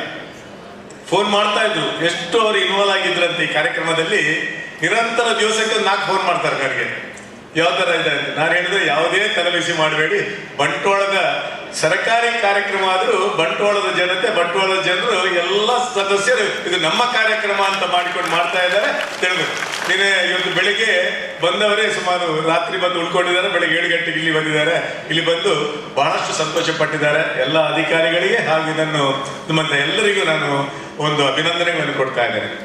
ವಿಶಿಷ್ಟವಾದ ಕಾರ್ಯಕ್ರಮ, ಸಂವಿಧಾನದ 73ನೇ ತಿದ್ದುಪಡಿ, ಸಾಮಾಜಿಕ ನ್ಯಾಯ, ಮೀಸಲಾತಿ ಇದೆಲ್ಲ ಬಂದಂತ ತ್ರಿಸ್ತರದಲ್ಲಿ ಬಂದಂತ ಈ ಒಂದು ತಿದ್ದುಪಡಿಯಲ್ಲಿ ಸಮಾಜದ ಕಟ್ಟಕಡೆಯ ಜನರಿಗೂ ಅವಕಾಶ ಸಿಗ್ಬೇಕಂತ ಯಾವತ್ತು ಪಂಡಿತ್ ದೀನ್ ದಯಾಳ್ ಉಪಾಧ್ಯಾಯರು ಒಂದು ಚಿಂತನೆ ಮಾಡಿದ್ರ, ಆ ಚಿಂತನೆಯನ್ನು ಸಹಕಾರ ಮಾಡುವಲ್ಲಿ ಈ ಒಂದು ಕಾರ್ಯಕ್ರಮ ಒಂದು ಭಾಗ ಅಂತ ಹೇಳಲಿಕ್ಕೆ ನಾನು ಇಚ್ಛೆ ಪಡ್ತಾ ಇದ್ದೇನೆ. ಸರ್ಕಾರದ ಕಾರ್ಯಕ್ರಮಗಳು ಹಲವಾರು ವರ್ಷಗಳಿಂದ ಹಲವು ಕಾರ್ಯಕ್ರಮಗಳು ಬಂದಿದೆ. ಸಾವಿರಾರು ವರ್ಷಗಳ ಹಿಂದೆ 3 ಮಹಾತ್ಮರ ಫೋಟೋಗಳನ್ನು ಮುಂದೆ ಇಟ್ಟಿದ್ದಾರೆ. ಸಾವಿರಾರು ವರ್ಷಗಳ ಹಿಂದೆ ಈ ದೇಶದ ಒಂದು ಆಧ್ಯಾತ್ಮಿಕ ಚಿಂತನೆಯ ಪುಸ್ತಕವಾದಂಥ ರಾಮಾಯಣವನ್ನೇ ಈ ಸಮಾಜಕ್ಕೆ ಕೊಟ್ಟಂತ ವಾಲ್ಮೀಕಿ ಮಹರ್ಷಿಗಳು, ರತ್ನಾಕರರು ವಾಲ್ಮೀಕಿಯಾದ ಒಂದು ವಿಷಯ. ಅಲ್ಲಿಂದ ನಮಗೆ ಸಂವಿಧಾನವನ್ನು ಕೊಟ್ಟಂತ ಡಾಕ್ಟರ್ ಅಂಬೇಡ್ಕರ್ ಅವರು, ಈ ರಾಜ್ಯದಲ್ಲಿ ಮುಖ್ಯಮಂತ್ರಿಯಾಗಿ ಸಮಾಜಕ್ಕೆ ನ್ಯಾಯ ಒದಗಿಸಿಕೊಟ್ಟಂತ ನಮ್ಮ ಮಾಜಿ ಮುಖ್ಯಮಂತ್ರಿಗಳಂತ ದಿವಂಗತ ದೇವರಾಜ ಅರಸರವರು. ಈ ಮಹಾನ್ ಚಿಂತನೆಗಳ ಒಂದು 3 ಭಾವಚಿತ್ರಗಳನ್ನು ಇಲ್ಲಿ ಇಟ್ಟುಕೊಂಡು ಸಮಾಜದ ಕಟ್ಟ ಕಡೆಯ ಜನಗಳನ್ನ ರೀಚ್ ಆಗಬೇಕು ಅಂತಾದ್ರೆ ಪಂಚಾಯತ್ ಸದಸ್ಯರಿಂದ ಮಾತ್ರ ಸಾಧ್ಯ ಅಂತ ಕಲ್ಪನೆಯನ್ನ ನಮ್ಮ ಸಮಾಜ ಕಲ್ಯಾಣ ಇಲಾಖೆಯ ಸಚಿವರಾದ ಕೋಟಾ ಶ್ರೀನಿವಾಸ ಪೂಜಾರಿಗಿಂತ ಹೆಚ್ಚಾಗಿ ತಿಳ್ಕೊಳ್ಳಿಕ್ಕೆ ಮತ್ತೊಬ್ಬರಿಗೆ ಸಾಧ್ಯ ಇಲ್ಲ ಅಂತ ನಾನು ತಿಳ್ಕೊಂಡಿದ್ದೇನೆ. ಕಟ್ಟ ಕಡೆಯ ಜನರನ್ನು ದಿನನಿತ್ಯವಾಗಿ ಅವರನ್ನು ಸಂಪರ್ಕದಲ್ಲಿ ವ್ಯಕ್ತಿಯವರು ಪಂಚಾಯತ್ ಸದಸ್ಯರು. ಆ ಪಂಚಾಯತ್ ಸದಸ್ಯರಿಗೆ ಸರಿಯಾದ ಬಹಳಷ್ಟು ಕಾರ್ಯಕ್ರಮಗಳು ಕೇಂದ್ರ ರಾಜ್ಯ ಸರ್ಕಾರಗಳು ಮಾಡಿದೆ. ಪ್ರಧಾನ ಕಾರ್ಯದರ್ಶಿಗಳಾದ ಪ್ರಿನ್ಸಿಪಲ್ ಸೆಕ್ರೆಟರಿ ಅವರು ಈಗ ಆ ಬಗ್ಗೆ ಕೆಲವೊಂದು ವಿಷಯಗಳನ್ನು ಅಧಿಕಾರಿ ವರ್ಗದ ಮುಖಾಂತರ ತಿಳಿಸಿದರು. ಈ ಒಂದು ಕಾರ್ಯಕ್ರಮದ ನಡುವೆ ಅಧಿಕಾರಿಗಳು ಹಾಗೂ ಜನರ ನಡುವೆ ಈ ಒಂದು ಕಾರ್ಯಕ್ರಮಗಳನ್ನ ಮುಟ್ಟಿಸಬೇಕು ಅಂತಂದ್ರೆ ಕಟ್ಟ ಕಡೆಯ ಜನಪ್ರತಿನಿಧಿಗಳಾದಂಥ ಪಂಚಾಯತ್ ಸದಸ್ಯರಿಗೆ ಮಾತ್ರ ಸಾಧ್ಯ ಅಂತ ಮನಗೊಂಡು ಈ ಒಂದು ಕಾರ್ಯಕ್ರಮವನ್ನು ಮಾಡಿದ್ದಾರೆ. ಬಹಳಷ್ಟು ಹೆಚ್ಚು ಹೊತ್ತು ನಾನು ಮಾತಾಡಲಿಕ್ಕೆ ಇಷ್ಟಪಡ್ತಾ ಇಲ್ಲ, ಯಾಕೆಂದ್ರೆ ಈ ಒಂದು ಮಾಹಿತಿ ಕಾರ್ಯಕ್ರಮ ಇನ್ನೂ ನಡೀಬೇಕಾಗಿದೆ. ಅತಿ ಮುಖ್ಯ ಕಾರ್ಯಕ್ರಮ ಅದು. ಅದರಿಂದ ಮುಂದಿನ ಕಾರ್ಯಕ್ರಮ ಅನುವು ಮಾಡಿಕೊಳ್ಳಿಕ್ಕೋಸ್ಕರ ನನ್ನ ಮಾತನ್ನ ಚುಟುಗೊಳಿಸಿ ಈ ಒಂದು ಕಾರ್ಯಕ್ರಮಕ್ಕೆ ಯಶಸ್ವಿಯನ್ನು ಕೋರಿ ಈ ಒಂದು ಕಾರ್ಯಕ್ರಮ ಮುಖಾಂತರ ನಮ್ಮ ಕೇಂದ್ರ ಮಂತ್ರಿಗಳು ಒಂದು ಮಾತು, ಕಡೆಯ ಮಾತು ಅಂತ ಹೇಳಿದರು. ಈ ಕಾರ್ಯಕ್ರಮ ಜನರಿಗೆ ಮುಟ್ಟುವಾಗ ಅದು ಅನುಷ್ಠಾನಗೊಂಡು ಉತ್ಸವ ಮಾಡಿದಾಗ ಮಾತ್ರ ಈ ಕಾರ್ಯಕ್ರಮಕ್ಕೆ ಅರ್ಥಪೂರ್ಣವಾಗಿರ್ತದೆ ಅಂತ ಖಂಡಿತವಾಗಿಯೂ ಮುಂದಿನ ದಿನಗಳಲ್ಲಿ ನಮ್ಮ ಸನ್ಮಾನ್ಯ ಶ್ರೀ ಎ ನಾರಾಯಣ ಸ್ವಾಮಿ, ಸಾಮಾಜಿಕ ನ್ಯಾಯ ಮತ್ತು ಸಬಲೀಕರಣ ಖಾತೆ ರಾಜ್ಯ ಸಚಿವರು, ಭಾರತ ಸರ್ಕಾರ, ಇವರಿಗೆ ಈ ಕಾರ್ಯಕ್ರಮದ ಪರವಾಗಿ ಹಾಗೂ ಎಲ್ಲ ಸಂಘಟಕರ ಪರವಾಗಿ ಹೃತ್ಪೂರ್ವಕ ಧನ್ಯವಾದಗಳನ್ನು ಅರ್ಪಿಸ್ತಾ ಇದ್ದೇವೆ. ಈ ಕಾರ್ಯಕ್ರಮದ ಮೂಲ ರೂವಾರಿ ಈ ಸಭೆಯಲ್ಲಿರುವ ಘನ ಉಪಸ್ಥಿತಿಯಲ್ಲಿರುವಂತಹ ಸನ್ಮಾನ್ಯ ಶ್ರೀ ಕೋಟಾ ಶ್ರೀನಿವಾಸ ಪೂಜಾರಿ, ಸಮಾಜ ಕಲ್ಯಾಣ ಮತ್ತು ಹಿಂದುಳಿದ ವರ್ಗಗಳ ಕಲ್ಯಾಣ ಸಚಿವರು, ಕರ್ನಾಟಕ ಸರ್ಕಾರ, ಇವರಿಗೂ ಕೂಡ ನಿಮ್ಮೆಲ್ಲರ ಪರವಾಗಿ, ಇಲಾಖೆಯ ಪರವಾಗಿ, ಕಾರ್ಯಕ್ರಮದ ಆಯೋಜಕರ ಪರವಾಗಿ ಹೃತ್ಪೂರ್ವಕ ಧನ್ಯವಾದ.